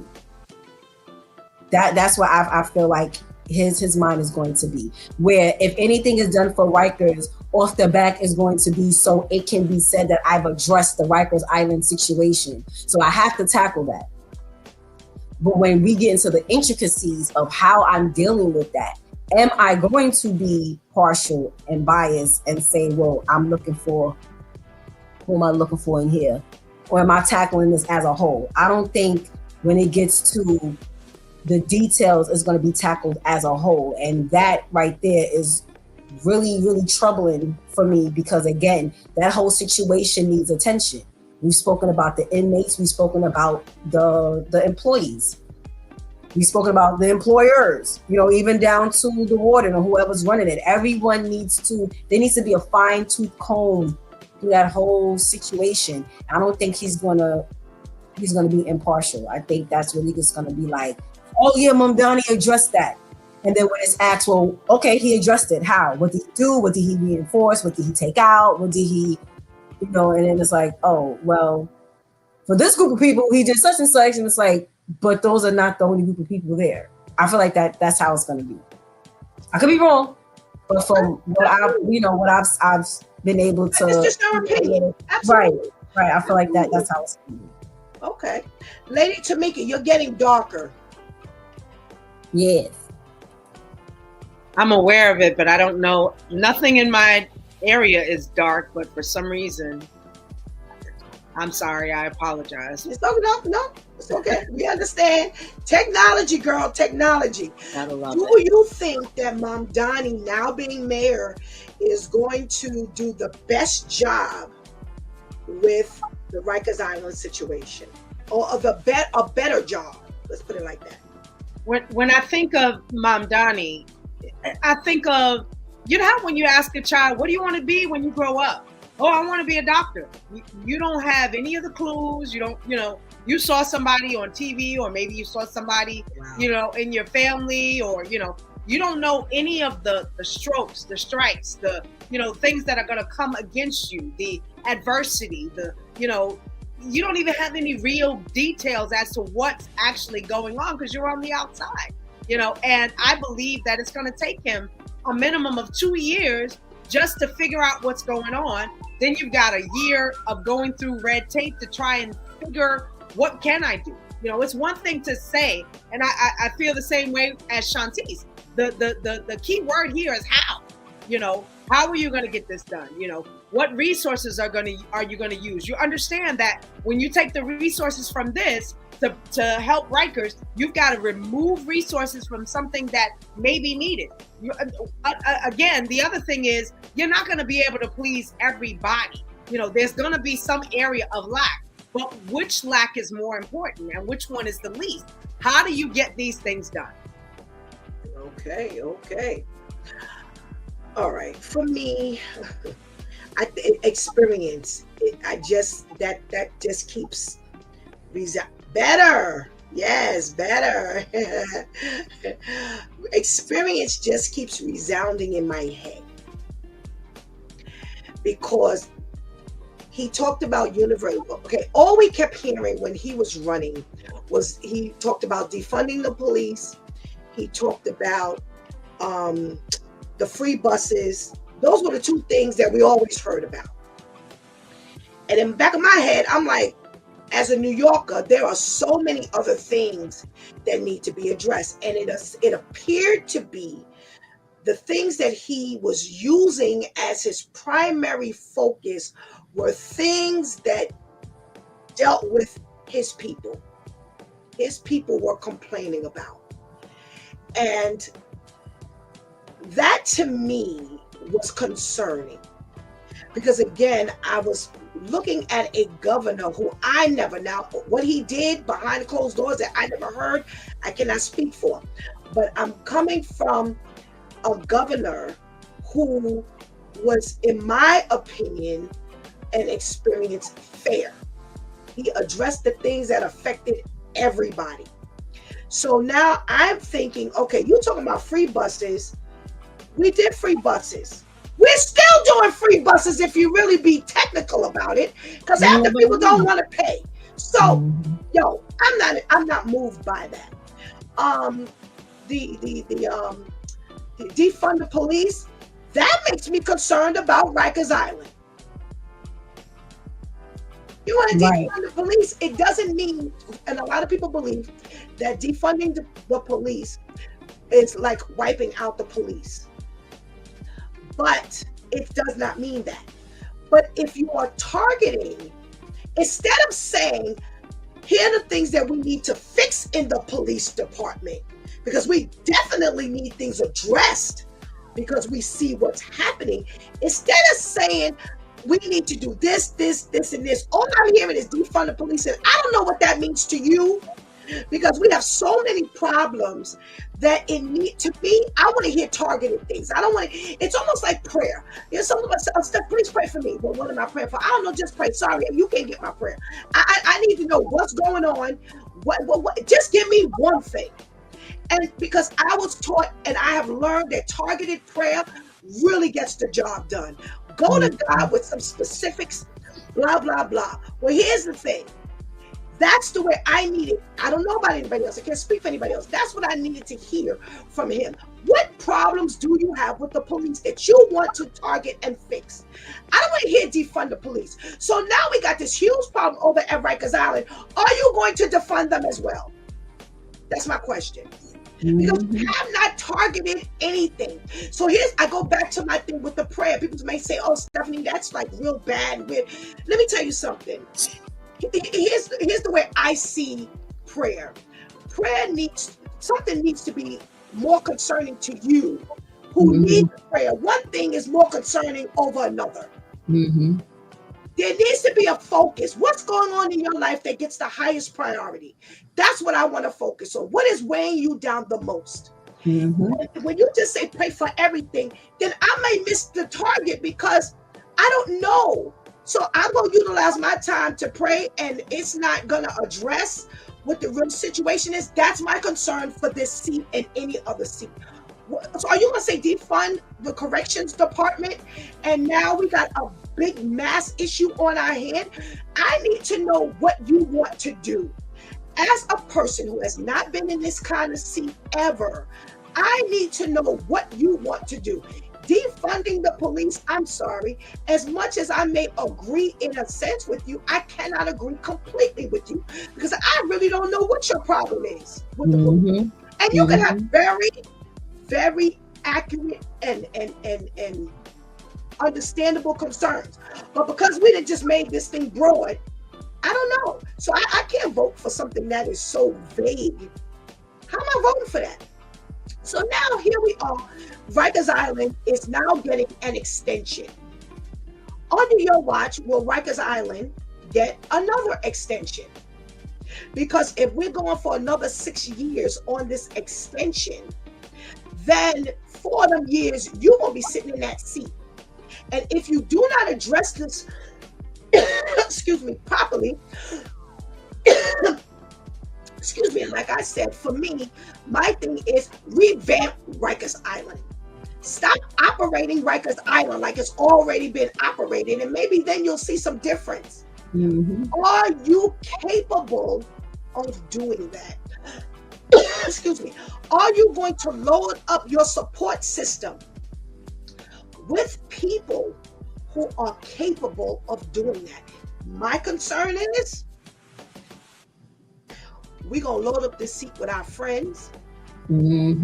We're going to load up that seat with people who ain't never really had no chance, and now I'm going to give them a chance because they can do the job. And we're going to wait to find out that it's going to be 4 years and they ain't did nothing. I have that concern. And I've seen it. Look at Adams, did nothing. I don't care what they claim he's done. On the grand scheme of things, we have not seen much of what he's done. We had somebody on here who said, oh yeah, y'all don't know what he did. That's a problem. But after hearing that conversation, I still didn't know what he did. That's what I'm saying. That's a problem. I'm a New Yorker. I have been a New Yorker for over 50 years. I can see who did what when they got into the seat. But now you're telling me he's done so much, but y'all just don't know what he's done? That's a problem. Of all people, we need to know. We're not asking KL from Alabama what he's done, or Elder Natisha in Chicago what Mayor Adams has done. We're not asking them. We're asking you, a New Yorker, what has he done? And we can't say, so ain't no way in the world I'm believing anyone who is equal to Mamdani. I honestly believe that Sliwa could have done a better job. As a New Yorker all his life, as much as I would not vote for Sliwa, I believe that Sliwa in certain areas could have done a better job than Mamdani.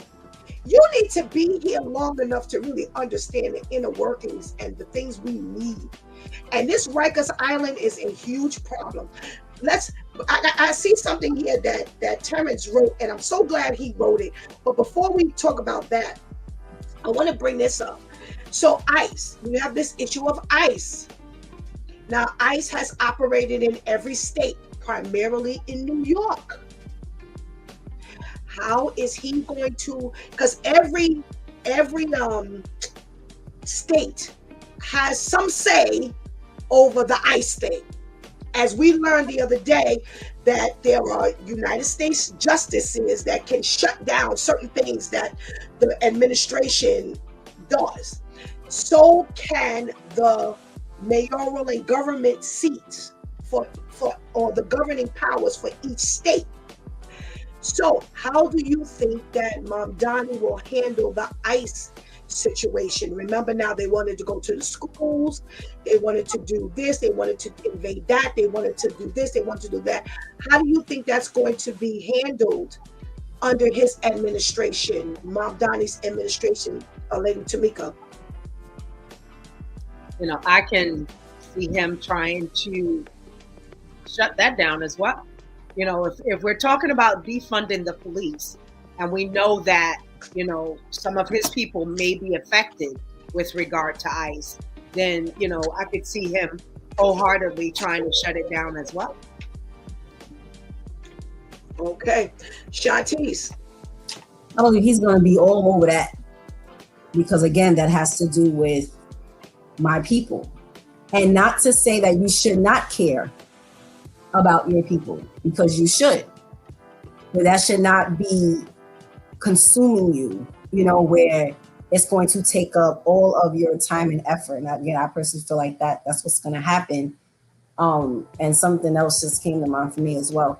But yes, I feel like that's going to definitely be a target, because how is it that I'm going to be a young Muslim man in a position to do something to save my people, and I'm not, you know, I'm not doing it. So now I have something to prove, that I'm the one who has stepped in to be the Moses of the situation and lead my people, you know, away from this travesty, you know, this what's the word?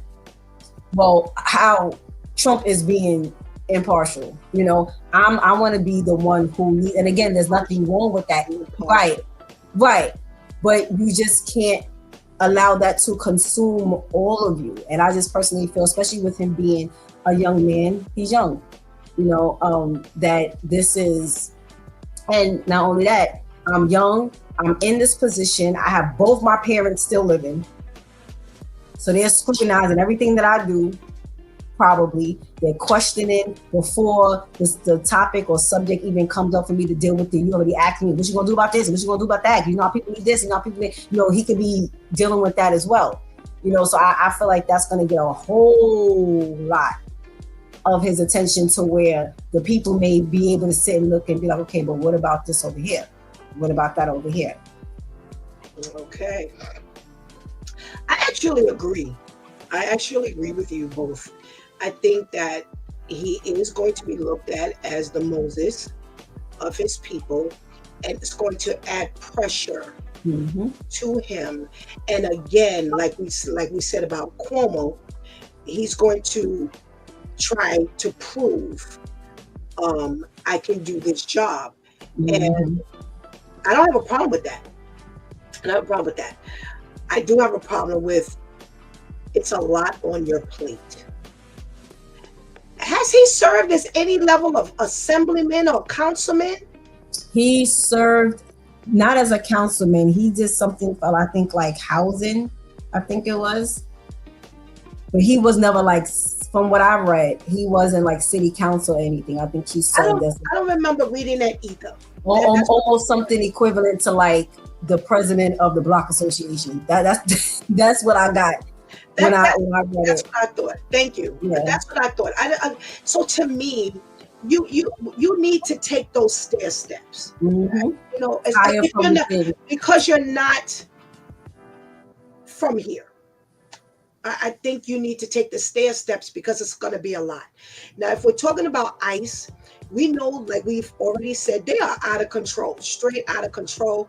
You know, now under the Trump administration, they have gone buck wild. They have gone above and beyond what they actually need to do, because that's who he has in those positions right now. We have what do they call those people? Oh my gosh, it's like the people who they go rogue. That's the kind of people he wants. That ain't happening here. No, sir. That he is going to definitely block as much as he possibly can. My concern is it going to be done for the right reason? Is it going to be done because, let's say for argument's sake, if it was one of us three, it would be, we're going to stop you from going rogue, period, because you ain't supposed to be going rogue and you ain't supposed to be all this extreme. Mm-hmm. I don't see that coming from him. And I could be wrong. It seems like it's going to be a jaded situation, and it is going to have some underlying angle. And because he's going to be receiving the pressure of, this particular seat from his people who are expecting him, you're the first Muslim, you're the first this, you're first that, you young, you married, you gotta do this, do that. It's not that I'm not happy for him, so please do not misunderstand me. However, I'm talking about the best person. My other daughter kept saying, who's going to take care of my rent? Who's going to take care of this rent skyrocketing or out of control? Who's going to take care of this? And that's all I'm worried about. And unfortunately, that's the way the pockets of people work. Everybody's like I said, the universal child care, his dynamic, he's a millennial. So who is he talking to? Millennials. Millennial with no kids. Or millennial with kids. No, I mean, he's a millennial with no kids. Right. Who's probably got millennials who ain't got no business having kids, and now it's outweighing their pockets and their lives. So now it's like, okay, well, we're going to give them free. Because I'm going to be honest, in my wildest imagination, how do we handle free care for 6 weeks to 5 years old? How are these people getting paid? Where's this money coming from to pay the employees? They are already suffering because they're not getting the money that they should get. So now, yes, this sounds wonderful. You talk about free buses. They're already driving the drivers crazy to the point where the drivers are not even saying anything. Mm-hmm. So what in the world will it be like for the driver and the other passengers when you have a homeless person or a mentally ill individual that you cannot get off this bus? Mm-hmm. That once they get on, it's like a train car. It clears out. You can't man this at that point. And I saw that. I'm sorry to cut you off, Pastor Steph. I saw that for the first time the other day. I was on the bus, and let me tell you how. And again, see, people keep thinking they don't need God morals, and I felt so bad. I understood, but knew it was wrong. So I was standing towards the front of the bus, and the bus stopped at a stop. And there were two. I think there were a couple. The guy was flagging the bus down. Now you can tell, obviously, they're homeless. They're not going to pay to get on this bus. The girl was sitting down, but further on the curb. So he goes, flags the bus down, goes to her, and like gets the stuff and is like, come on. They come to the bus. He keeps the doors closed and goes like this. And I'm looking, I'm like, so you won't let them on so that they can stand next to you, even though you're guarded, but you're gonna have them get on this bus with all of the people on the back. So now all of the people on the back are subjected to this, but you wouldn't let them on in the front with you. And like you said, this is just the beginning of that happening on a regular basis, because I didn't even think of it, but you're right. That's one of the things that kept the buses from looking like the trains, because they have to pay. Yeah. Wow. Yeah. So now you've got free buses with no one manning the bus because the driver is just going to drive the bus, and now you've defunded the police. Woo! Chemical combustion. So this already shows me, yes, this is an explosion waiting to happen. So this already shows me that you don't have this together, and your wonderful thoughts, it would be nice to do these things. Don't misunderstand me. However, there are certain things we can't do with certain other things. It's just, we just can't do it. So now you have this ICE situation that needs to be slowed down by all means, but are we going to do it the right way? I don't have that confidence. I don't have the confidence. I don't have that confidence when you've also defunded the police. So we have nothing. We've got ICE agents, no police, or police doing less of what they do. Now, let me tell you something about the police, what's going to happen with them. If you vote to defund them, do you realize that whatever they are left to do, they are not going to do it? Mm-hmm. Am I crazy? Nope. They already want to make it home safe. They're not going to do it now. And they're being paid. And they're fully supported. You start talking about cutting back on some things, oh boy, they will be non-existent. Big time. Non-existent. So we got some problems coming our way. Now, here's something that I want to close with, because I don't know if y'all caught it, but I surely caught it, and Shantice knows I caught it. Terrence says, I also think it was rigged for Mamdani to win because it was hard to find Cuomo's name. Baby! Right. Baby! Right. I was going up. It was like, find Waldo. Where's Waldo? Where's Waldo? I was like, yo! This, now, I already walked out my door and was saying to Shantice, oh Lord, I hope they have something for the visually impaired, because y'all know I can't see.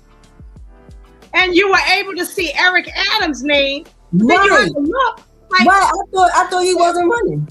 But they said what happened was he pulled out too late to be removed from the ballot, from the paper ballot, which is garbage. So his name should have been the one finding Waldo. Then why wasn't his in the fine print, like in the commercials, where you could barely see that it's words, but you only know it's words because you know by law they have to state whatever it is that they're stating. Like why? Normally, all of the areas that are covered across. So you have Democratic, Republican, families thing, and independent. Everyone has its own column. They had it underneath. I had to go back and ask the lady. I was like, where are all the people? Because I didn't want to say to her, blah, blah, blah. So I had to close my ballot because I went to her with it open. I hadn't marked anything, but legally they're not allowed to see our ballot form. So she points this on the wall. They have a larger one on the wall, and she's pointing, and she's still not answering my question. So I had to finally be frank and say, where's Cuomo? And she said, oh, that's what you're looking for. So clearly this was not the first time she was asked that, but because I was very vague, admittedly, because I did not want to say who I was voting for. Not that I was embarrassed or wanting to, but I just was like, I'm not going to, say it to her like that, because you can't look at my ballot, then I don't need to be telling you anything. But I had to literally ask her, well, where is the name? And when she went underneath, I'm like, what is he doing there? There's never been a ballot where everybody did not, even if it was just that one or two people. Mm-hmm. This particular ballot, it was so confusing to me. And it was so, because here's the thing, they always tell you, vote straight down. Mm-hmm. And that's the first thing the lady told me when she gave me, because they're supposed to instruct you. So she opens up the thing and she goes, okay, here's your ballot. She said, I just want to remind you to vote straight down. But you couldn't vote straight down if your party was underneath. Yeah, he was underneath another column. Right. I'm like, he wasn't underneath the Democratic, and the Democratic column is always the first one. He wasn't underneath that. Family things. I Yeah, think. yeah, like working families and gosh. something like that. Mm-hmm. Was the ballot confusing to you at all, Lady Tamika? Oh, I was so perplexed. And then, in addition to that, they gave you a whole booklet on the proposals. was just like, oh my gosh, like, oh, okay, so we're gonna spend a good half an hour just trying to figure. Okay, I gotta spend 10 minutes trying to find Cuomo, and then I gotta read a whole book. Like, I didn't know we had a novel for this thing. I mean, any other time they send us stuff in the mail, so I would have had the time to, you know. And I'm one of those ones. I always vote on election day. I don't vote prior to. Okay. You know, and so with that being the case, you got this whole proposal that I got to look through. Why couldn't you send that in the mail like you do everything else? Right. You knew the proposal was coming. It's nothing new to anybody else. You know, it was, and I found that I don't know if the people that were working there were annoyed maybe the last day. It seemed like all of their dispositions. I was like, yeah, do y'all not want to be here today? Wow. You know, and I've gone to the same polling place. I had to change my polling place. But I went to this one, you know, this is a new one, and I've been there before. But this particular election, everybody seemed to be just, you know, and I'm you know, I came in through the door. I know where I need to go, you know, and the lady was kind of rude. And I was just like, you know, they just trying their best to not let you vote. You know, this particular election, I was annoyed. And it seemed like the people, you know, those that were the pollers there that were working, they seemed like they were annoyed as well. Yeah. Wow. Shantice, did you find, as a previous voter, did you find that things were not as clear as you thought it should be? I agree. It wasn't. When I couldn't find his name, I just started laughing. Because I was like, I already see the buffoonery. Yeah. I already see the buffoonery. Again, you know, if you're a Republican and you voted before, you already know which column you're looking for. So you're already expecting. If you're a Democrat and you voted, you already know which column. The only people it should have been confusing to were first-time voters. Right. But for those of us who have voted previously, it should not have been, again, to where's Waldo on this ballot. And then I agree, when I saw Adam's name, I'm like, and why am I looking at your name? Why do I have the pleasure of looking at your name? But again, it was they're relying on the American people, and it's crazy that they can rely on it because it's true, but they're relying on the American people to be lazy, to be frustrated. So if I can't find whomever I'm looking for, well, whatever, I'll just vote for whomever. You know, they're not looking for us to really go to these polls with intention, even though that's why these debates are like, because it's like, who's really paying attention? We're just going to have the debates so that we can say we have the debates. We have to be able to post these debates. But, you know, they're not really expecting people to because another point Terrence brought up, I was like, okay. They're not expecting people to really pay attention to these things. So now when you go, you know, they're relying on the elderly, barely making it there, not being able to see, frustrated. Well, whatever, just scribble whatever. You know, they're relying on all of that. They rely, you know, Anika said something yesterday about she helped her mom go. And, you know, of course, you know, when you're in the little slots, and like I had to do with you, was kind of like, you know, helping to read because you couldn't really see. And one of the helpers, she said, when the helpers came over, I was like, I'm sorry, you're supposed to be here with us. She was like, this is my elderly mother. And he said, okay, I'm sorry. And she said, right before they left, he went up to her and said, you know, I really like what you're doing, because typically the elderly come in with their aides, and all the aides do is tell them who they think they should vote for and, you know, coerce them into doing that. That's what they're relying on. You know, they're not really relying on all that. So it was,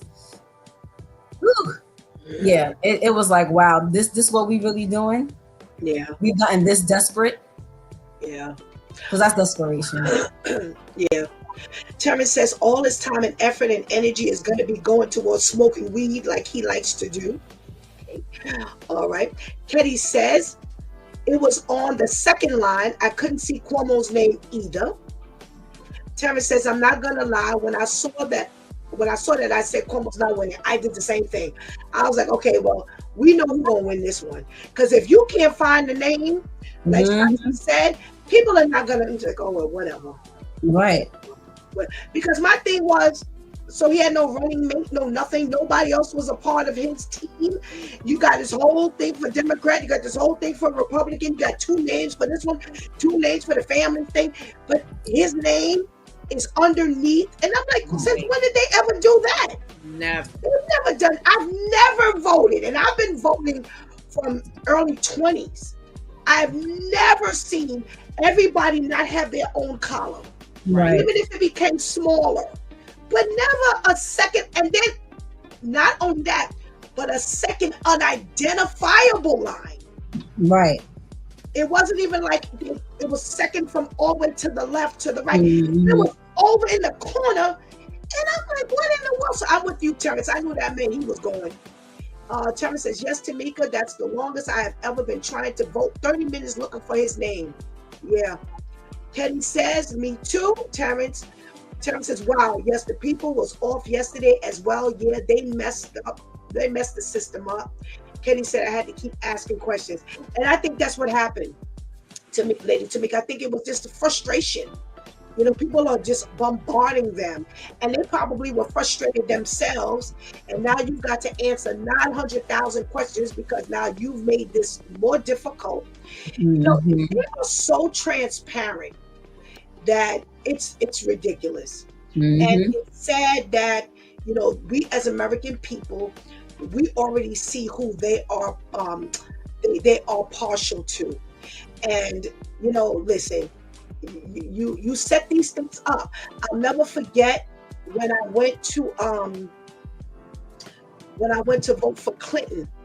I got over there, had been voting for what, 20 years almost, and they told me they didn't have my name.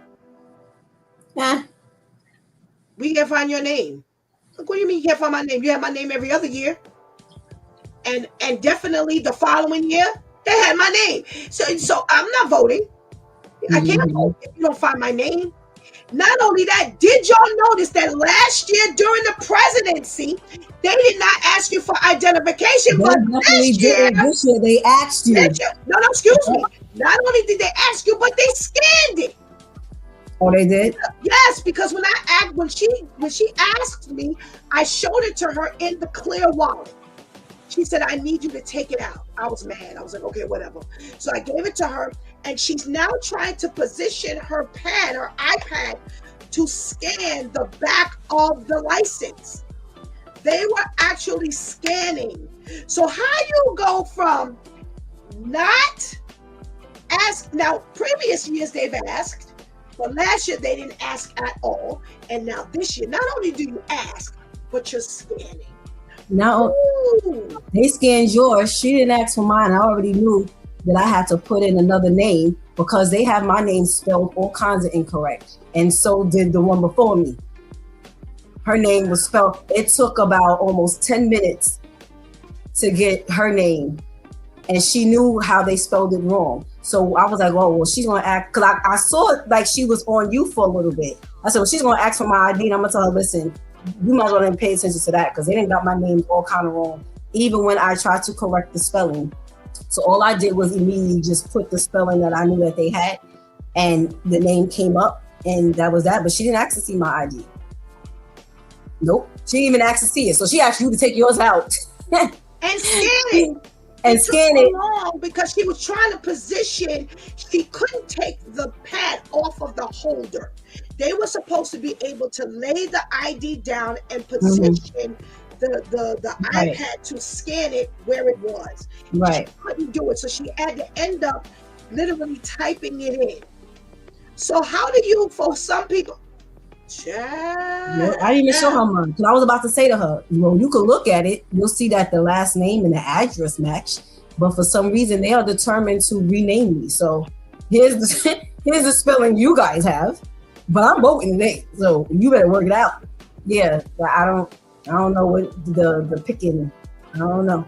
Well, Terrence says what was crazy as they knew they were gonna get the frustration because there were more people working there. Yeah, working these polls yesterday than I've ever seen before. Never saw that many people working. I agree, Terrence.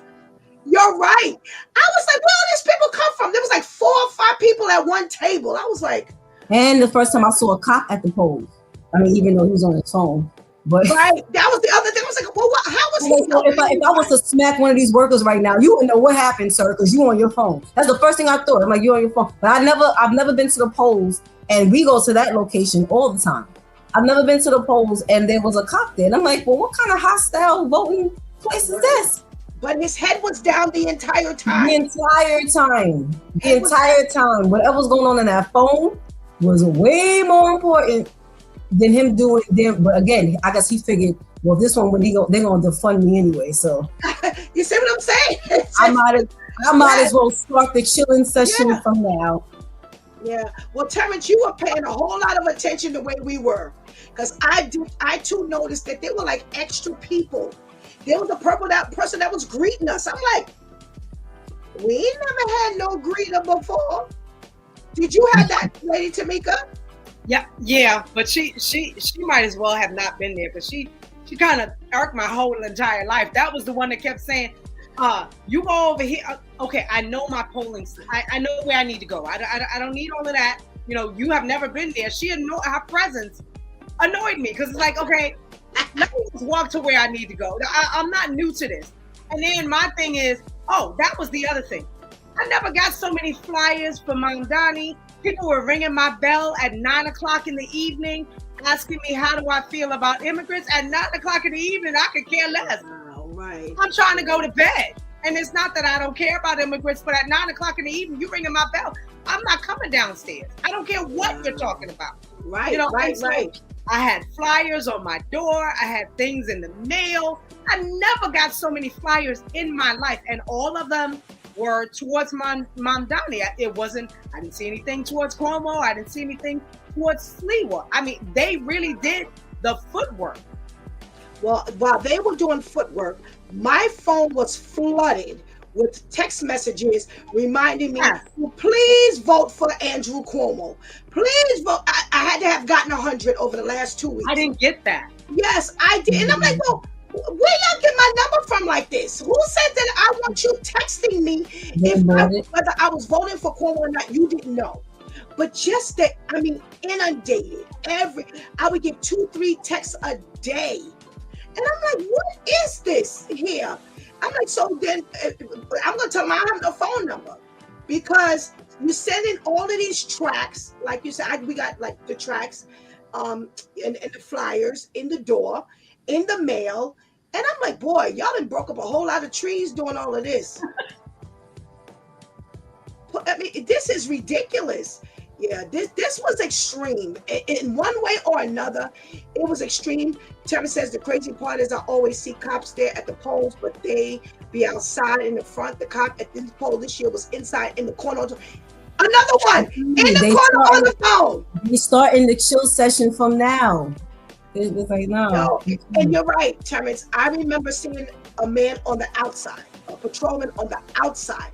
I've never seen him on the inside. Boy, Terrence, you was on it. So I don't know how it was in the Bronx. I don't know how it was anywhere else, but we didn't spoke for Brooklyn. Terrence and Tamika from Brooklyn, you just spoke for Queens.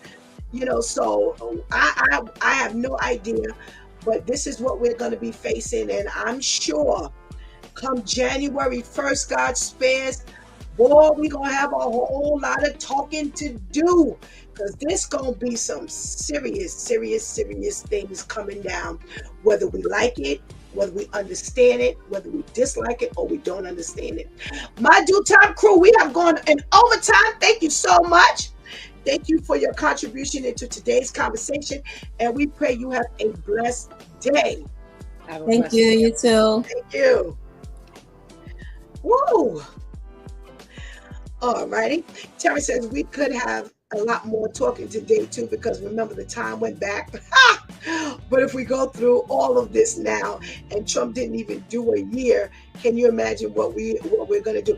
It's funny, Terrence, because my youngest daughter, she came up to me the other day and she said, Ma, when is Trump leaving? I said, leaving? He just got here. She was like, no. I was like, yes. I said, remember, he just started January 1st. I said, and in 3 months, he had deported over 100,000 people pretty much. So, girl, put your boots on and get ready. She was like, no. I was like, yeah. Yeah, time is flying by, but time ain't flying by quick enough for all the damage that's being done. Um, you know, she's Terrence says he asked his wife the same question yesterday. Yeah, she did. She walked up to me day before yesterday. She was like, "Ma, how much longer does Trump have?" I was like thrown because I'm like, "Did you realize he's just starting?" Yeah, he ain't going nowhere, Mama. You can forget about that. Not much closing today because we have gone into overtime. I've enjoyed the conversation, and clearly you have, because you've stayed tuned, and I thank you for your support and your loyalty to just kind of stick it out with us. And I guess the conversation was interesting enough. Um, One of the things that I continue to remind myself, my youngest daughter did not vote. And I'm going to go backwards a little bit. She didn't vote because her thing was, I voted for, you told me to vote. You made sure I voted because I've been making sure she goes. And one of the reasons why I did not early vote, which is what I would have preferred to do this year, was because me and my 3 girls, along with my granddaughter, we go together. It's been a family thing for these last, few voting times. I've finally gotten my youngest girl to vote because even when she could, she did not. I think she signed up, but she didn't vote. So finally, I convinced her to vote. And when I asked her, you going with us tonight? She was like, I don't know if I'm going to go. And subsequently, she didn't vote. And her thought was, well, you told me to vote, and I've been going with what you said, but Trump didn't win, and I'm sorry, Trump won, and this is what we got to deal with. So I'm not voting. I don't feel like going. And I said to her quite a bit of stuff. If you know me. I was really upset with her because I'm like, yo, the worst thing you can do is not vote. Not only that, you're a Gen Z girl. You better wake up because the stuff that you're going to possibly be facing is going to be potentially because of who's sitting in the seat. And you have no ability to complain when you have not voiced your opinion. She didn't care at the end of the day. She didn't go. And I had to explain to her, which is how I will close today. No matter whether we are liking who is sitting in these seats of authority, we have been advised and reminded that God is over the authority. He has allowed or called into existence who's sitting in these seats. So I believe that God is allowing this stuff to take place more and more, meaning the people who will not do the best that they can is because more of these people are worried about who's going to be in these seats than worried about who's sitting on the ultimate throne. God is on the throne and he is in charge of everything. And we pay God no attention. And God is stepping back saying, you know what? You want a king? I shall give you one. You want a king more than you want the King of Kings and Lords of Lords. So therefore, if you've asked for it long enough, I am going to grant it unto you. And this is why we are finding so much injustice, because we don't want God. And when we don't want God, he has clearly said, you either want me or you want the world. And we are more concerned about this world than we are about our life in God. And he simply says in his word, if my people who are called by my name would turn from their wicked and evil ways, I will hear their prayer and I'll come to their rescue. And that's what's happening now. Not enough of us are going to Christ and turning away from our evil ways. And we are now suffering the consequences of that. Now, as my daughter is, more recently baptized, I had to try to explain to her this concept.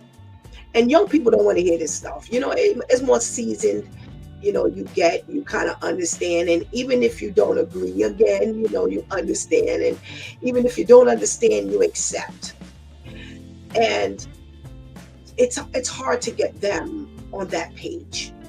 And especially our Z's. We are, they're like in a real weird spot where they're in their own train of thought.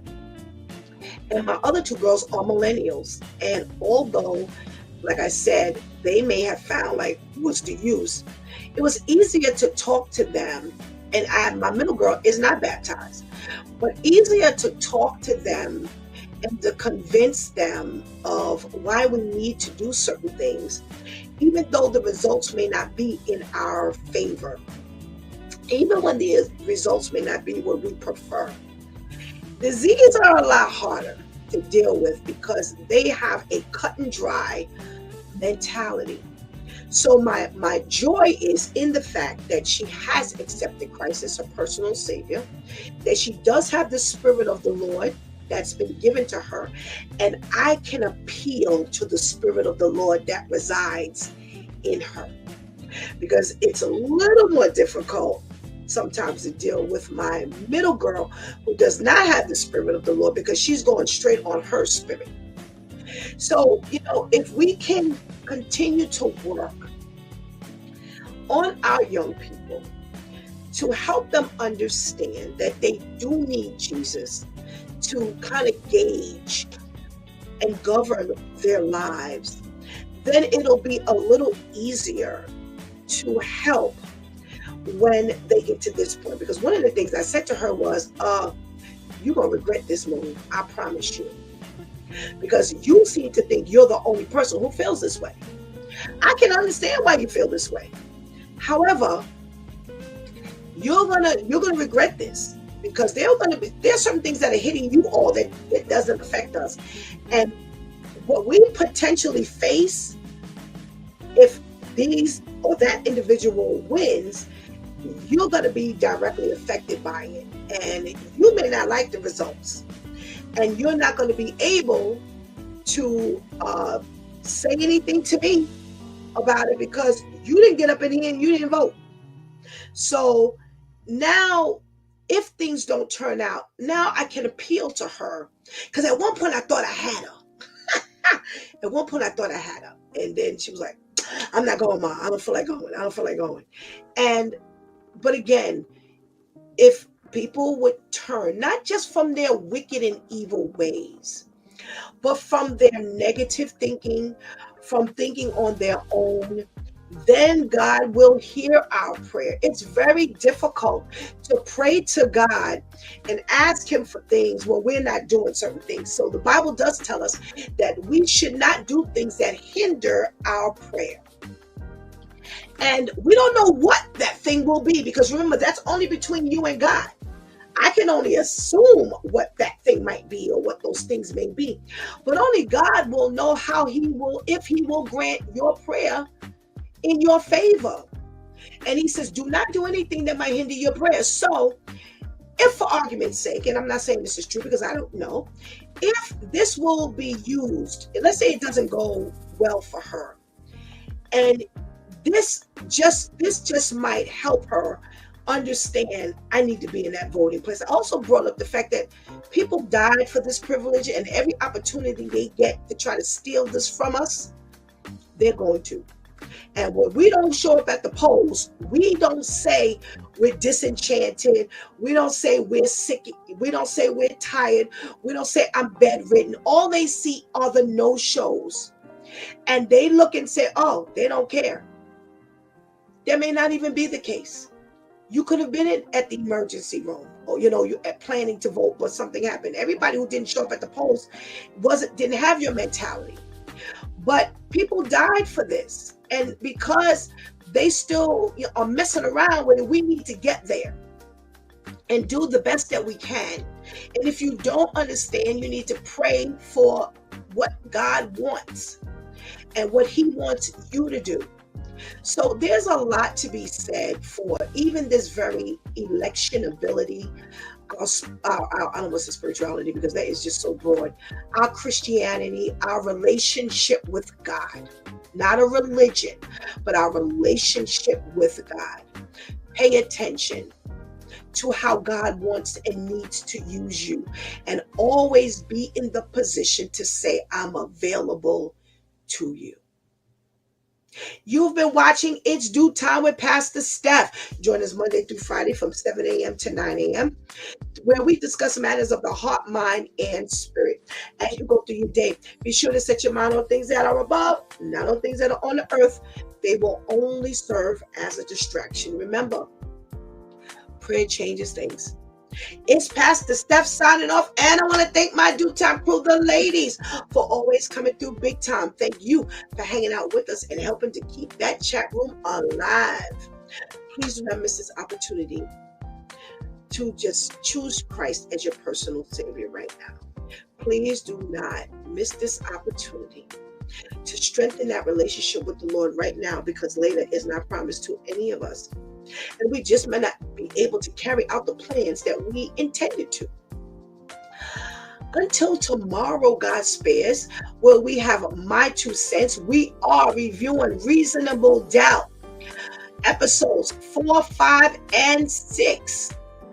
Ooh, are we up to 4, 5, and 6, Shanties? If I'm wrong, put it in the chat room. But I believe it's 4, 5, and 6. And please come with your popcorn and your goodies and let us know what you're thinking. Last week's conversation was absolutely phenomenal. We had a whole lot of fun because it was a whole lot of things. More people had watched, more things to talk about. So I invite you to join us and come along and have a ball. It is a Hulu original. Oh, I'm back. I'm behind. A Hulu original series. I am so sorry. It is Reasonable Doubt, season 3, episodes 6, 7, and 8. Ooh, boy, I can't wait to watch. And if I don't get you tomorrow night, God spares, please catch us in the morning for Therapeutic Thursday. I believe we have our girl Athena on. I might be wrong, but be prepared, because she's definitely got some health tips for us. All right. Until then, God spares life. I love